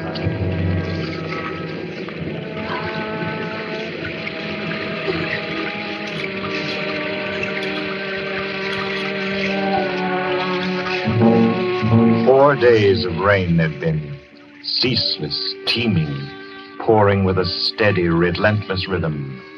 4 solid days. The fields around Culston had been turned into huge puddles that reflected the heavy, swollen sky. And Dr. Morrissey was stirred by a deep anxiety. He stood beside a window in his sanitarium, which rose high on a lonely hill, a few miles from the little town of Culston, and stared into the jagged, spraying screen of rain. It was just 3 o'clock. 3 o'clock of an afternoon he would long remember. He was on the point of sending for Caffrey, the ward attendant, when the door opened, and Caffrey came in, pale, disturbed. Dr. Morrissey. Is there anything wrong, Caffrey? I don't know. There's a feeling down in the ward. Feeling? This rain's going on too long. The patient's getting uneasy? They're bound to, ain't they? If a guy with good nerves gets jumpy, you can imagine what it does to theirs. Seem to be affecting anyone in particular? Number 5's been carrying on. Kettler? Yeah. I brought him up. Nurse Carter's waiting with him out in the hall. Bad as that? He's upsetting the others. Keeps asking for some guy named Benham. Oh, that's the man he killed. I didn't know he was homicidal. Oh, it was an accident. He was performing a brain surgery on Benham and... Him? Oh, Kettler was a very important surgeon, Caffrey. Didn't you know that? He keeps saying so, but... It's perfectly true. Very successful Dr. Kettler was.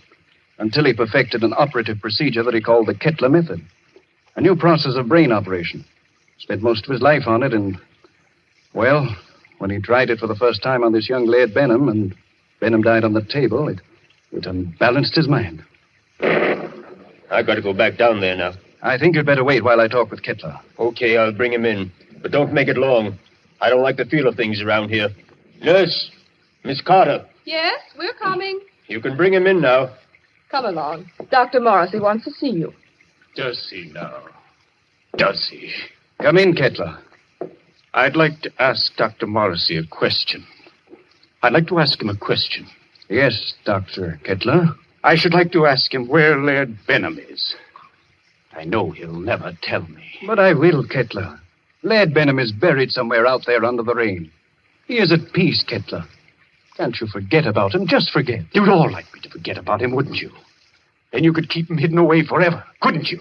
Benham is dead, Kettler. You know that. Benham died. He did not. He's alive. He was alive when you and the rest of the envious medical profession stole him from the operating table. Kidnapped him with my bandages still round his head. You were determined to make the Kettler Method seem a failure, weren't you? Weren't you? Easy now. Believe me, Kettler. I Laird know Benham where died. he is now, Dr. Morrissey. He's in the cellar under the ward downstairs, isn't he? Isn't he? Kettler.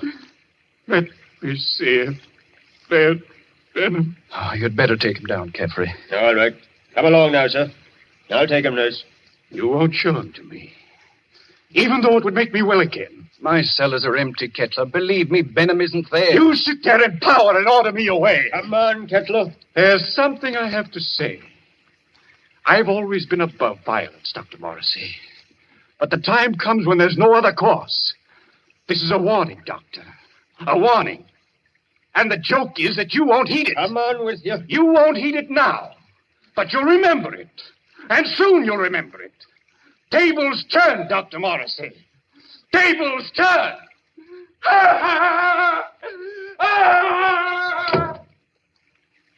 Poor thing. I'm afraid I'm failing with him. Failing completely. But you're not. It takes time to put a man back together. Oh, it's taken me too long with Kettler. I'm beginning to be afraid. If you'll pardon me, Doctor. Yes? I do think you're making a mistake. With him? No, with yourself. You haven't had a real vacation in 3 years, Dr. Morrissey. Oh, you think I'm wearing a bit thin just now, don't you? And you're right. But I really can't leave my patients in anyone else's hands. Not now, at any rate. No, I'll have to make the best of it. But you need relaxation, Doctor. I know. Well, I hope to soothe my ragged nerves somewhat over this weekend. Oh? I've some friends coming down from the city Friday night. Leslie and Claire Winton. Young married couple, newlyweds. And I'm just going to relax with them and forget everything until Monday morning. You must, Doctor. You do need it so badly. Oh, by the way, Doctor. Yes? I slipped some those new sample bandages into your coat pocket. Well, thanks. I'll have a look at them. I think they're quite good. The salesman said that... Yes, nurse. What is it? Did you hear something? Thunder, wasn't it? Something else besides thunder. I thought it... Well, I didn't hear it. My nerves must be getting the best of me. Perhaps it's a case of nurse heal thyself, eh? I'm not the only one who needs a rest. You know, it might be a very good idea if we both... Dr. Morrissey. I heard that. What is it? It's coming from the ward. Sounds like... That was a shot, nurse. You get on the phone. Call the police at Colston. Hello? Hello? Hello? Keep at it. Hello? Someone's trying to get in from the hall. Dr. Morrissey! Dr. Morrissey! It's Caffrey. Just a moment. Caffrey, what is it? Ganged up on me. All of them coming up the stairs. Kettler, clear out of here. Oh. Steady, nurse. He's dead, isn't he? Isn't he? Yes. Dr. Morrissey. Kettler. Remember my warning. Remember it, Doctor. Tables turn, Dr. Morrissey. Tables turn.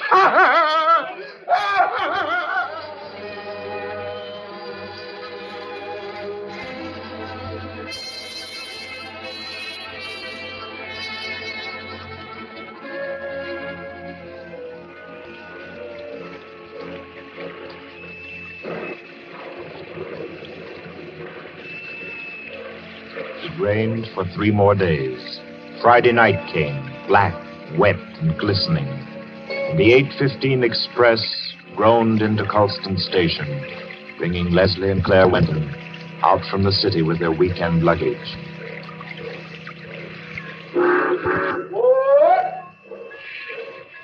Isn't Dr. Morrissey sending his car for us, Leslie? Yes, Claire. The chauffeur was supposed to drive us over to the sanitarium to pick up the doc, and then we're all going over to his house together. Well, I don't see any car, do you? I don't see anything but water. Maybe we're rowing over in a skiff. Oh, I hate that sound. Like somebody's in agony. I think you're a little depressed, dear. Well, I shouldn't be surprised. My head's still aching dreadfully. Poor lover. How long's that been going on now? Almost a week. It frightens me. I don't think it's anything serious. Waiting in the rain like this doesn't do it any good, I'm sure. I don't understand. Doc's usually so punctual. Right on the dot. You don't suppose we ought to call the sanitarium? You people for Dr. Morrissey, yes? Well, yes, we're the Wintons. Doc sent you to pick us up? I, Cato, Dr. Morrissey's chauffeur. You got luggage? Yes. Here it is. I take. You follow me to car. Come. We're coming. Leslie? Yes? He's tremendous, isn't he? He must be 6.5 feet tall. I'm over 6 myself, darling. He's nearer 8. That's a giant. Get those shoulders. He could snap me in two like a matchstick. Well, I hope he likes us. So do I, light of my life. Waiting. You come, please. But I really don't think he does. Coming.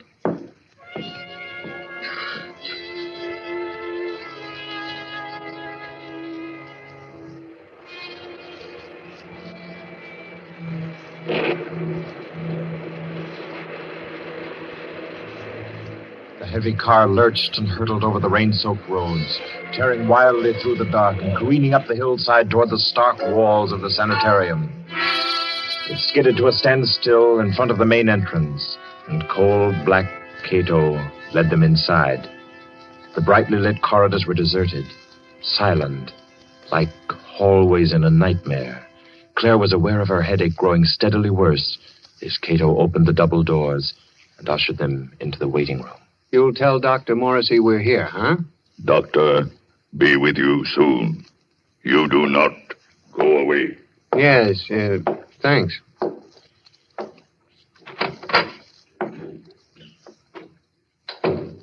I hope we're not staying in here very long. It isn't very cheery, is it? Oh, I don't like places like this. I suppose it's very foolish of me, but I always feel as if I'm in some sort of danger. That's the headache again. Everything seems worse than it really is when you're not feeling well.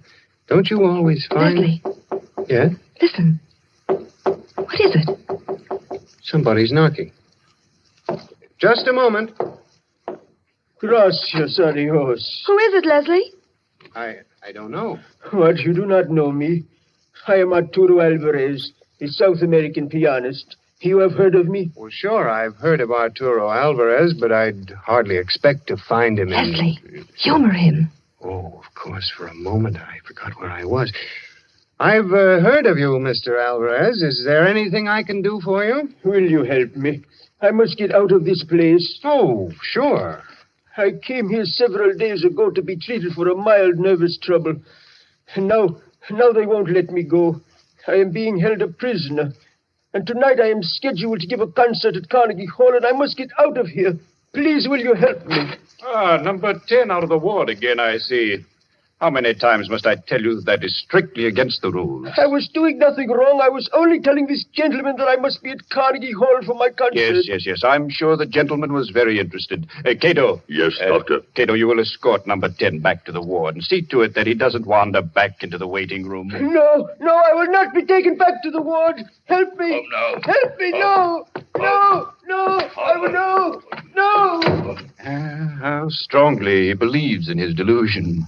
Strange fantasy of a diseased mind. Seriously believes that he's Arturo Alvarez. He was telling me. Oh, I'm very sorry. I'm afraid I haven't been very cordial. Won't you sit down? Is there anything I can do for you? Well, you see, Dr. Morrissey invited us up for the weekend. Oh, yes, of course. He told me he was expecting you. Does he know we're here? I'm afraid not. Dr. Morrissey was unexpectedly called away on an emergency case, and I'm in charge of the sanitarium until he returns. Well, do you have any idea about when that'll be? It's very hard to say. However, he asked me to ask you to wait and see to it that you're made comfortable. Let me see now. Your name is... Winton, Leslie Winton. And this is my wife, Claire. Yes. Permit me to introduce myself. I'm Dr. Kettler, Dr. Morrissey's assistant. What can I do for you? A bite of food or a drink, perhaps? I don't think so. There's nothing in the world I want so much as an aspirin. Aspirin? Yes, Doctor. She's had a headache that's been troubling her for days. It's terribly annoying. I can well imagine. Annoying and interesting. That is to a man of my profession, of course. But if you will step into the inner office, I think I can offer you something a good deal more effective. Oh, I'd hate to trouble you. No trouble at all. I find these things most intriguing. Should I, Leslie? I think you might as well. Morrissey won't be back for a long time by the looks of things. You're quite right, Mr. Winton. Dr. Morrissey won't be back for a long, long time. Oh, well, then, which way do I go? Right this way, the large door on your left. You won't mind waiting alone, will you, darling? Oh, Mr. Winton shall make himself comfortable. There are cigarettes in the box, whiskey in the liquor cabinet, and a radio behind the ferns there. I'm sure he will be quite happy. After you, Mrs. Winton. If Dr. Morrissey comes in, let me know. I hope you'll find everything you want, sir. Thanks. By the way, Doctor. Yes? You said you had something better than aspirin. I didn't know there was anything better than aspirin for a headache. I have something, Mr. Winton. Really? It is a process which I invented myself. One that never fails. A little treatment, very effective, and highly complicated called the Kettler Method. Please make yourself at home, Mr. Winton.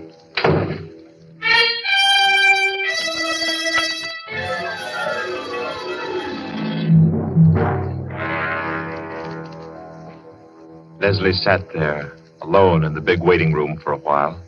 Then creeps began setting in, and he thought to himself, Maybe I'll have that drink after all. He rose and went over to the liquor cabinet that Kettler had pointed out to him and opened it. Why, there's nothing in here but books. Yes, books. Books that were so thick with dust that it was clear they'd been there for months. Well, no drink for Leslie. Maybe a cigarette. Kettler said the box was full. He picked it up and started to open it. Why, it isn't even a cigarette box. The darn thing's a bookend. Yes, that's just what it was. Leslie began to think it was a tough job making himself at home in that waiting room.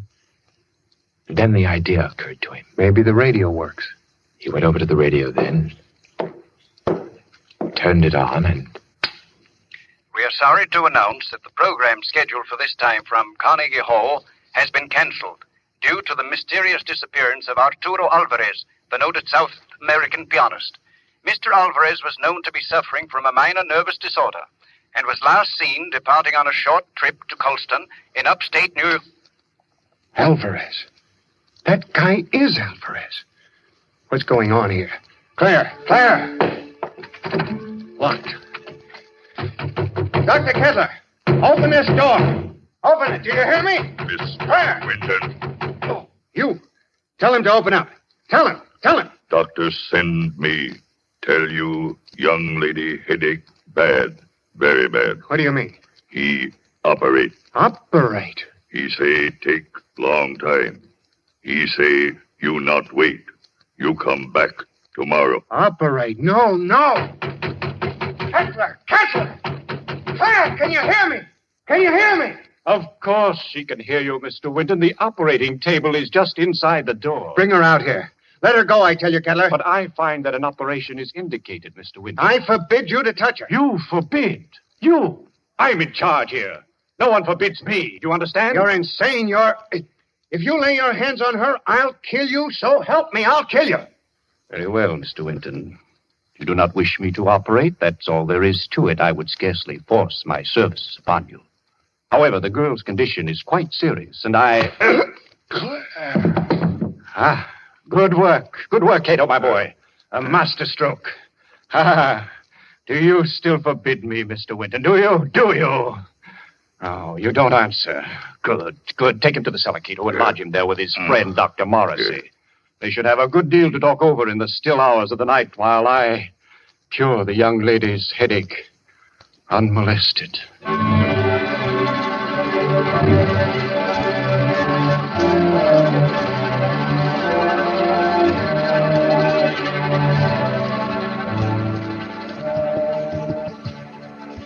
You've got to pull yourself together, Leslie.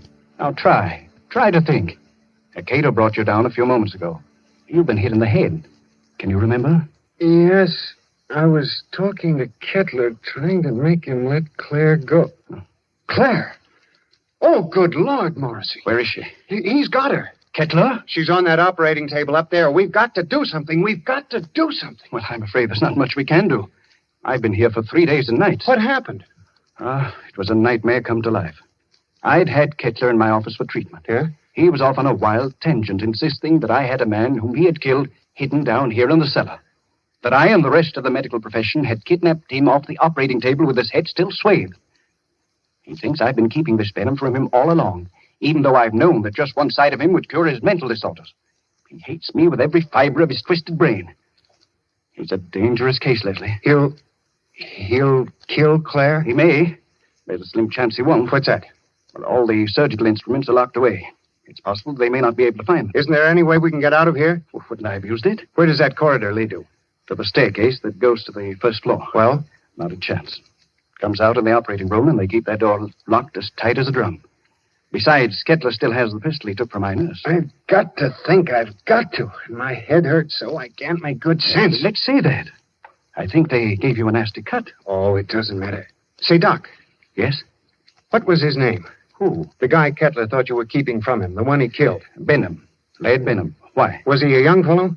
Yes, rather tall, slender chap. Say, Doc, Hmm? do you have any bandages down here? What? Bandages. Why, yes, I think so. They're stored down here. Enough to bandage my whole head, face, and everything? Why? I might have a chance of getting through that door up there.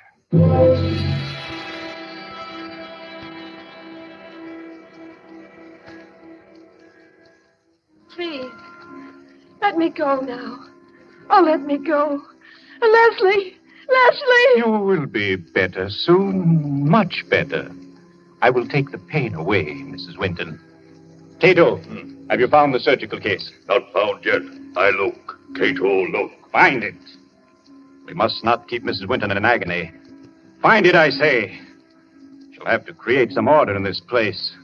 I want my instruments at hand on a moment's notice. Please, let me go. Oh, let me go. You shall be well again, my dear. I promise you shall be. Doctor, here, tall, white cabinet behind curtain. That's it. Open it, Cato. Locked. Locked, Doctor. Smash it open. Open it. I do. You'll find scalpels on the top tray. Bring them to me. Yes, Doctor. It's here, Doctor. See, knives. Good, sharp knives. Cato find. He find them. Excellent. How they glitter. It is good to feel the knife in my hand again. Put the others right beside my pistol here on the table. Please. Oh, please. There, my girl. I shall expend all my genius on you. You shall be well again. No! Now to work. What was that? Who's there? Dr. Kettler, Who is it? I have found my way back to you. Open the door, Dr. Kettler. I've come back again. Who are you? You remember? You remember Laird Benham? Cato! Cato! Yes, Doctor. The door! Let him in! He's come back! Let him in, I say! Yes, Doctor. Oh, let me out of here! He's come back, Cato! Dr. Kettler. Benham, I knew it. I knew it all along. You're alive. You're living. Yes. Living. Yes, Dr. Kettler. You. Just as they took you from the table. Yes. They took me away before the operation was complete. Finish it now. Hurry. I can't live much longer. I'm about to die. No. Cato, get Benham onto the table. Girl on table. Take her off. Take her out of here. Put her in the cellar. Let Benham take her place. At once, you hear? Yes, Doctor. Cato. No, I won't be put in the cellar. I won't. It might be well if you went down into the cellar, you know. It's nice down there. You'll see old friends, perhaps. Old friends who need help. Leslie. Hurry, I say. Yes, Doctor. Come. I'm coming. Are you all right, Benham? Weaker.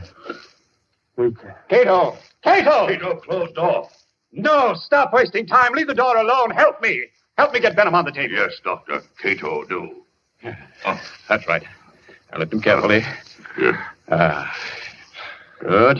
Oh. Now, lie back. Lie back. Gently. All right. Careful now. There we are. Cato, give me the knife. Yes, Doctor. Take off the bandages. From the top, Cato. That's correct.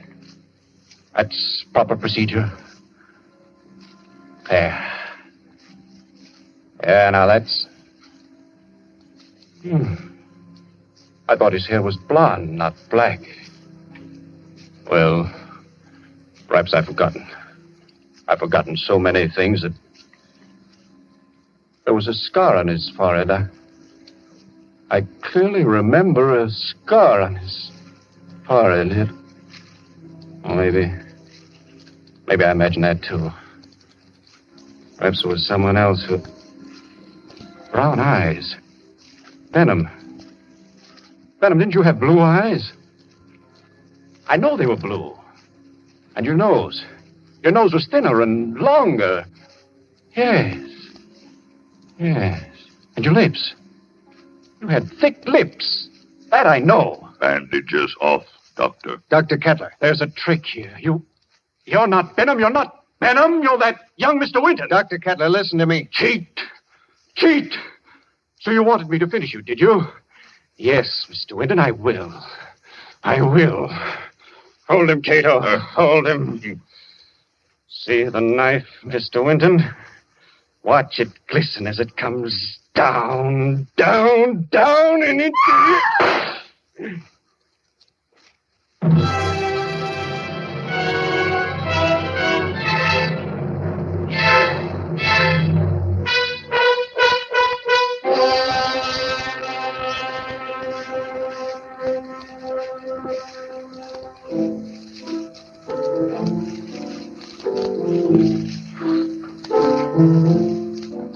He's wonderful. You don't doubt that he's Arturo Alvarez when you hear him play the piano, do you? That's a marvelous old instrument you have, Doc. It was my mother's.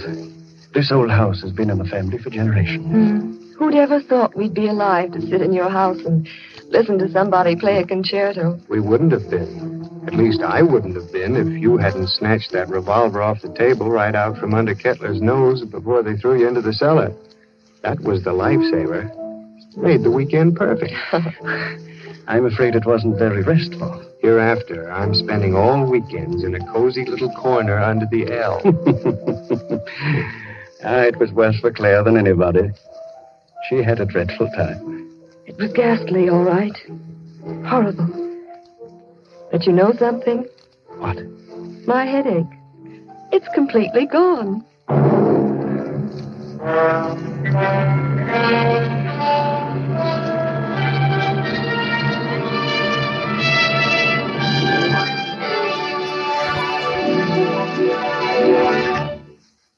So ends the Kettler Method, the tale of a memorable weekend and a long-awaited dead man who didn't return after all. This was tonight's story of Suspense. Suspense is produced by William Spear. John Dietz was our director this evening. Tonight's radio drama was written by Peter Barry and scored by Bernard Herrmann.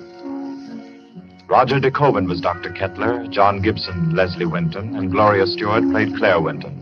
Others in the cast were Guy Repp, Martha Faulkner, Winfield Honey, and Ralph Smiley. Next week at this time, Columbia will bring you another selected story from the world's great literature of thrills, another study in suspense. This is Barry Kroger, and this is the Columbia Broadcasting System.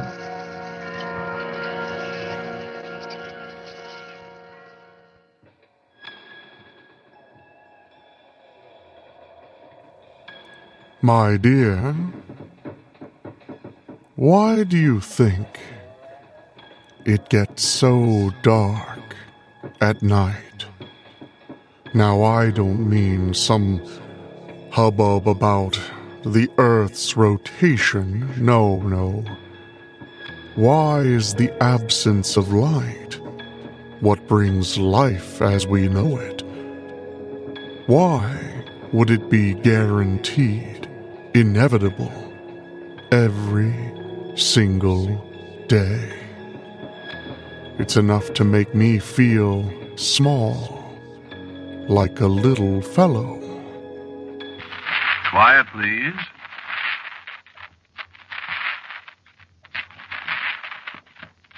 Quiet, please.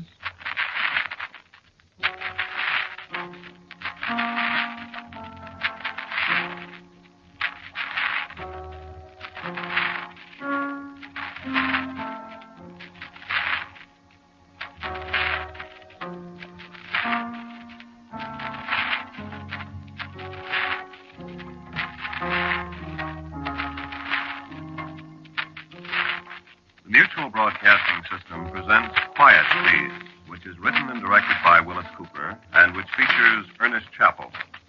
Quiet, Please for tonight is called Little Fellow.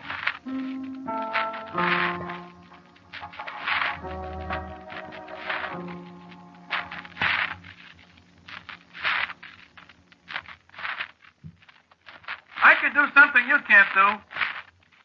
I can walk under a table. No, I mean standing up straight. Well, you got a table? I'll show you. You're not looking in the right place. Down here. See? 2 feet 3 inches, that's me. Major Theobald J. Arkwright, the smallest man in the world. With capital letters, the smallest man in the world. For 25 cents, a quarter of $1, 5 thick nickels, you can come and stand and gawk at me like all the other full-size goons. And snicker at the cute little man on the platform. And ask the dumbest questions in the world. And I have to smirk back at you and be polite when I give the $802 I got in my grouch bag to brain each and every one of you. Preferably with a sponge. Well, it'd take longer that way. So I can walk under a table. Hot stuff, huh? Yeah, but what the heck? It's a living, isn't it? I got a job while you birds have to think twice whether you'll spend the 2 bits to take a gander at me or save it for a loaf of bread for tonight's supper. So don't laugh at the midget, fellas. You look just as funny to me as I do to you. You know what I mean? I got friends, see? Now stack mine up against yours. Like Darling, for instance. Hey, Darling. What? Meet the folks, Darling. Not to the folks. Lovable people, Darling. Sucker. Darling loves practically everybody. I live off a sucker. Well, that's what I said. Darling's a magician, pals. Darling saws ladies in half. And boy, would I give a quarter to see him saw some of you gals in half. Now in little bitsy pieces. Some of you dames that stand in front of my platform and leer at me and whisper and tee-hee and grin at me with your great, big, ugly mouths. Yeah. Now give a flock of quarters for that, Darling. Okay, so I sound better, huh? Well, Palsy, how would you sound if practically everybody you know is 3 times as big as you? Take it easy. I'm not going into my song and dance for you. Just you think about it sometime while you're resting. It'll give you the willies. Yeah, midget's got no dignity. You get introduced to a full-size character and he giggles when he shakes your hand. You do it too. Yeah?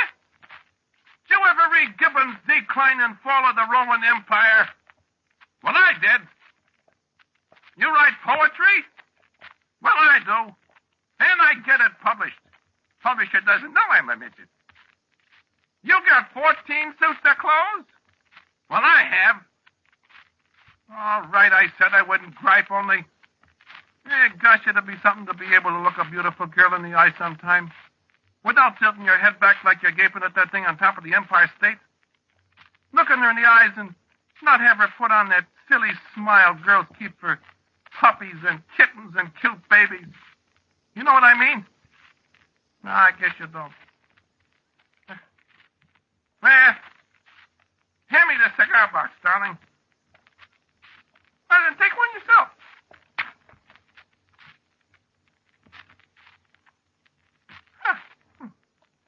These are Corona Belinda spells. These 60 cents a copy. What do you smoke?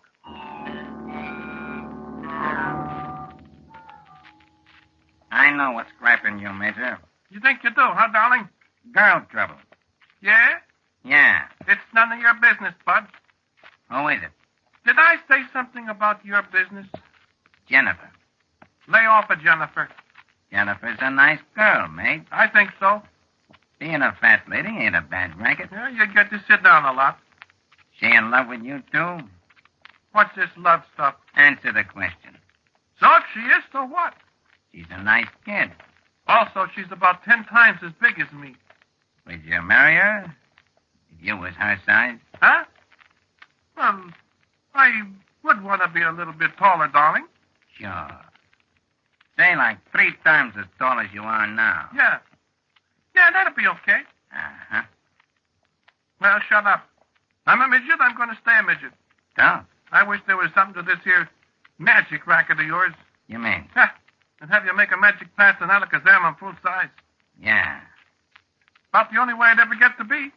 That's right. So let's talk about something else, huh? You're really in love with Jennifer, huh, Mage? For the record, darling, I am beating my brains out about her. You love her. Yes, I do. Now, shut up. Mage, I'm gonna do something for you. For how much dough? For free. Let me up. I'm choking. This here thing is an ancient Egyptian genuine scarab. California gross from Mills Brothers. This is legit magic, Major.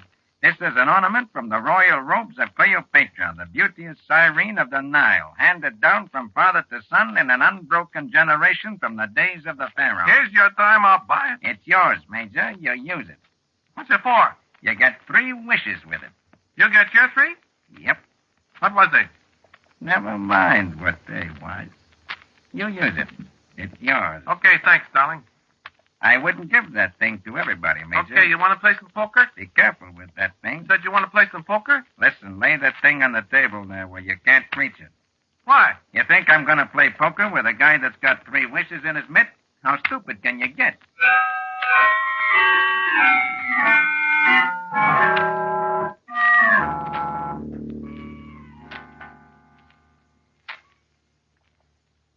Well, anyway, it's a pretty night. Better be a pretty night after dropping $46 to that old bet. I should play poker. I should play marbles or something. Nuts, I'm going to sit down and smoke a cigar and look at the moon.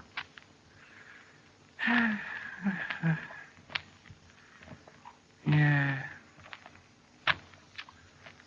Oh, boy, Jennifer. Oh, Jennifer. Gosh, if I was only a full-size guy.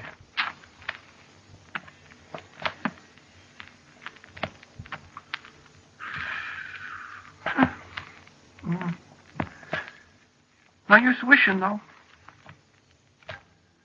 Jennifer, baby, if I was a full-size guy, I could get a job, and I wouldn't have to have people staring at me all day and all night. And I'd earn enough dough so you wouldn't have to be a fat lady anymore, and we'd have such a swell time.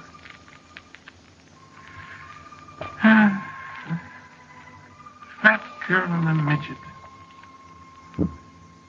Terrific breakfast.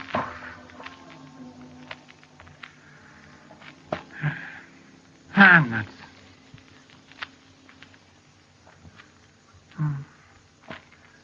Oh, golly, look at that moon. I sure wish Jennifer was here. Jennifer! Ouch. Well, where did you come from? What? Oh, Major. I was sound asleep, and all of a sudden, boom, here I am. Oh, I didn't see you coming. Did you walk in your sleep, darling? What? Oh, my goodness, my nightgown. Will you freeze to death? Here, take my coat. I'll put it over my head. Oh, my goodness, I don't know how I got here. No kidding, darling? No kidding. I'm asleep, and then I'm here. Oh, what a bump. Good thing I'm well padded. Oh, you poor darling. Oh, I gotta go back. I can't sit here on the beach in my nightgown, for heaven's sake. No, certainly not. No, indeed, Jennifer. You catch your death of cold or something, darling. Yes, I gotta go back. I'll walk you back, darling. This here is the most mysterious thing I ever heard of. Gee, I'll say it is. Shall I walk you back? Oh, goodness, no. What would people think if they seen me and you walking along the beach in my nightgown? Yeah. Well, gee, Well, pardon me, dearest. I must have been somnambulizing. Yeah. Uh-huh. What? I was just thinking of something lovable. Do you love me? Huh?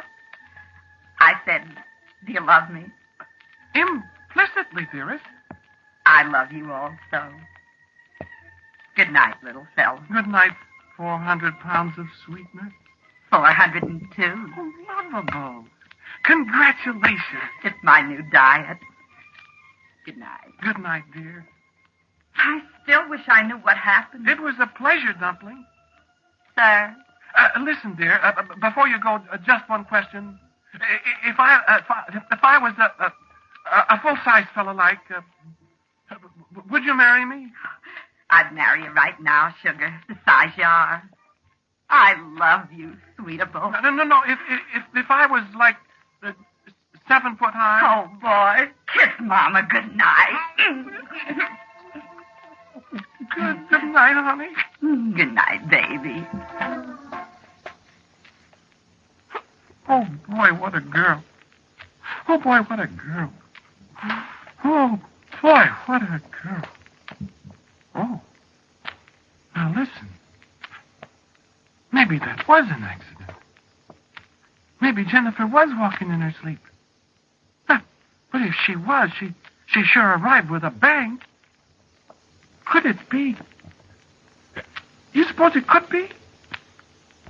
My golly, if it was, Sure, Cleopatra's gimmick in my pocket. Okay, Cleo, let's see how magic you are. Wait a minute, I'd better get out of here in the open where I won't bump anything if it works. Okay. Yeah, now. I wish I was 3 times as big as... Hey, look at me. I'm 7. Hey, my clothes. I exploded right out of them.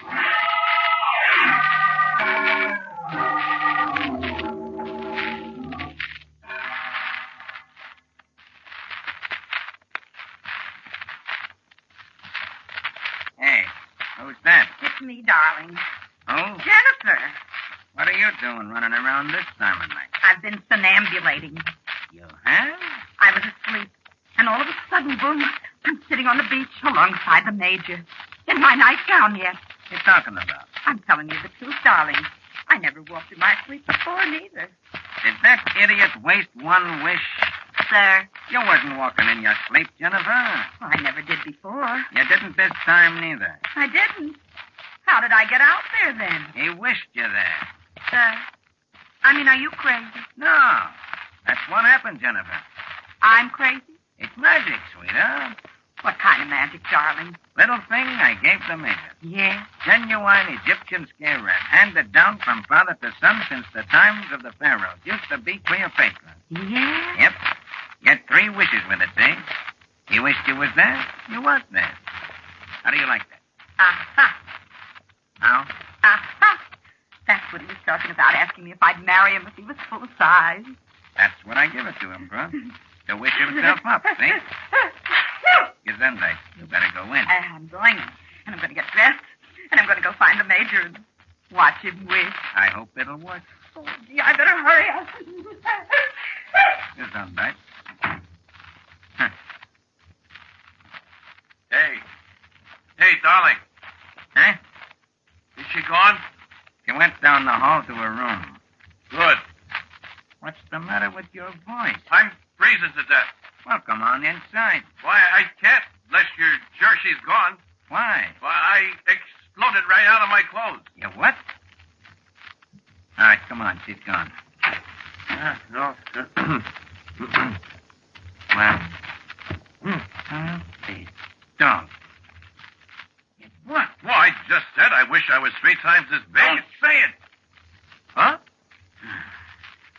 It didn't work that time.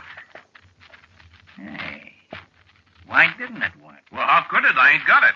Huh? Well, I told you I busted out of my clothes, didn't I? Heck, they're in a million pieces down there on the beach, and the gimmicks with them. Lend me a bathrobe, will you?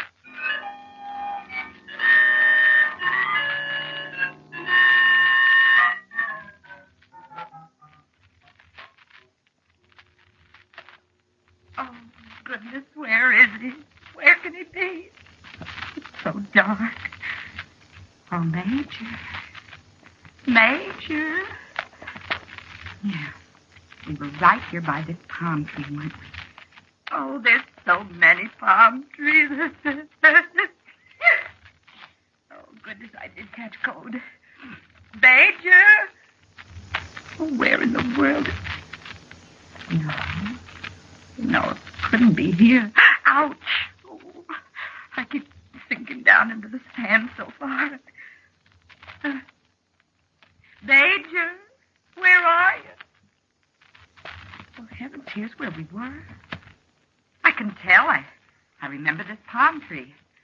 Oh, I fell in a hole. Oh. Well, that's where I landed before.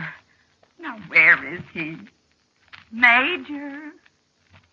Major. Where are you, little fella? What are all these rags here? My gracious. You suppose some fish could have had him? Oh, and left all his clothes here in rags. Oh, heavens. Oh, my goodness, what's this now? Looks like an iron beetle. Oh. He dropped the genuine Egyptian scarab that was handed down from all the pharaohs and Cleopatra and stuff. Oh, golly, he didn't get to wish. Oh, heavens, I can't bend over to see these rags. Oh, no, he'd be wearing his suit.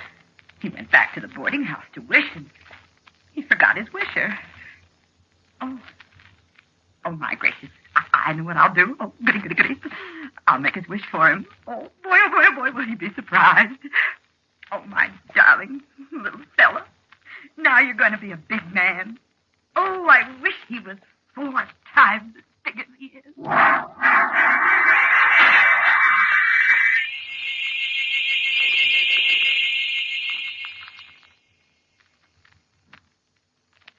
What happened, darling? My gosh! You expanded, Major. My goodness. Well, hey, pull your feet out of the window and let's see what... Good golly, boy. Look, I busted the window. What, it's a wonder you didn't bust down the whole house. Yeah. My gracious, I never seen such a big man in all my days. Well, all of a sudden I grow. Oh, Jiminy Cricket. Look at me. Well, how did you do it? I didn't do a darn thing. I was just standing here in Kabungle. I'm here in the room and outside both. I hope nobody heard it. We'll have the cops. You and your magic. I could bust your nose. Hey, don't hit me, Major. Don't hit me. You're squashing. Well, Major, listen. Don't call me Major anymore. I got promoted. Huh? Listen, unfix this, darling. I can't unfix it, Major. Colonel? General. Why can't you? I had all my 3 wishes. Besides, I ain't got the gimmick. Well, somebody must have it. Huh? Somebody wished me this big. Jennifer. Huh? I told Jennifer about the gimmick. She said she was going to go out and find you again and watch you wish. Well, then, she must have found it in what? That must be it. Well, all we got to do is find her and have her wish me back to where I was. Sure. Let's go look for her. Good grief, darling. I can't get out of the room. I'm pretty near 30 feet high. Yeah. I see what you mean. Go get her quick, will you? I'm all cramped up. Heck, I can't stand this. This is worse than being a midget. Well, move your hand, then. I can't open the door. Stop it. Who's that? Is that you, darling? Is the major there? Well, part of him is. Oh, my goodness. That's your darling. I can't wiggle. Oh, he's been enlarged. Oh, darling, what's happened to you? Nothing's happened to me, Jennifer. No, I mean my darling. What's darling been doing to you, darling? Listen, popcorn ball. Did you find a little thing like a beetle out there on the beach? If that's where you've been? Yes, I was. Did you? I'm getting confused. What's that thing in your hand? Oh, the iron beetle. It's the wishing thing. Yeah. Well, listen, honey bun. Did you make any wishes? Well, I only wished you to be 4 times as big as you was, dearable. Yes, but I was already 3 times as big as I was. You're confusing me again. Well, listen, honey, I wish myself first, and then you wish me. Give me the thing. I got one more wish to get back to normal. You got 2? No, I wished you out there on the beach with me, see? Oh. Give me the gimmick, darling. I'm all crapped up. Oh, goodness, yes, sweetheart, you take it. And wish quick, will you? I don't like you very well this way. You holler so. Just lay it in his hand, Jennifer. Yes, goodness, here. Oh, boy, oh, boy. Oh, boy. Stand back, everybody. I wish I was back to normal size again. Oh, look. You're a midget again. Oh, Major. Now look what we done. You, darling, what kind of dirty magic is this? My gracious, I don't know, Major. Only I think you ought not to have said normal size. This is your normal size, kid. Oh, boy, I am a dead pigeon. Oh, no, darling. Right back where I started. Gee, Jennifer, I'm love you, Major. Yeah, but you don't want to marry a midget. Oh, Major, it's so confusing. You and your magic, darling. I told you to be careful of the 3 wishes, Major. I told you. You remember that? Here, Jennifer, take this darn thing and throw it away. Oh, golly, gosh. I wish I was a midget, too. Oh, Jennifer. Oh, Major, where are you? Oh, you're all tangled up in your dress, sweetheart. Wait, I'll help you. There. Oh, Major, at last. We're both the same size. Isn't it wonderful? Do you think so, Jennifer? Oh, I love it, dearest of all. How do I look? Oh, well, you look wonderful to me. Oh, but sweet potato, you're a midget. Oh, I know it. And I love it. Well, if you don't like it or something, Jennifer, you still got 1 wish left, you know. Oh, gracious, I have, haven't I? Oh, Jennifer, you're not... you're Look at not... the gimmick. Oh, Jennifer. I wish we were married right this minute. Where are the people that wanted to get married? Huh? Who are you, mister? Why, I'm a justice of the peace. And by a strange coincidence, I happen to have a marriage license in my pocket. Now, where are these people, if you please? We're down here, mister. Hey, look. We can do something you can't do. We can walk under a table.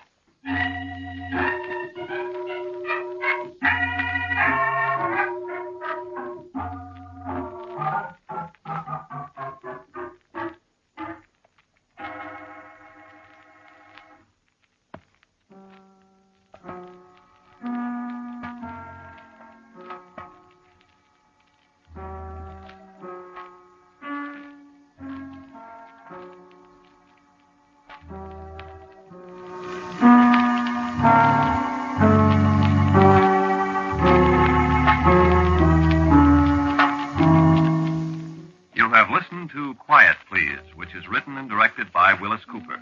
The Major was Ernest Chappell. And Betty Gard played Jennifer, Lon Clark was Darling, and the Justice of the Peace was Pat O'Malley.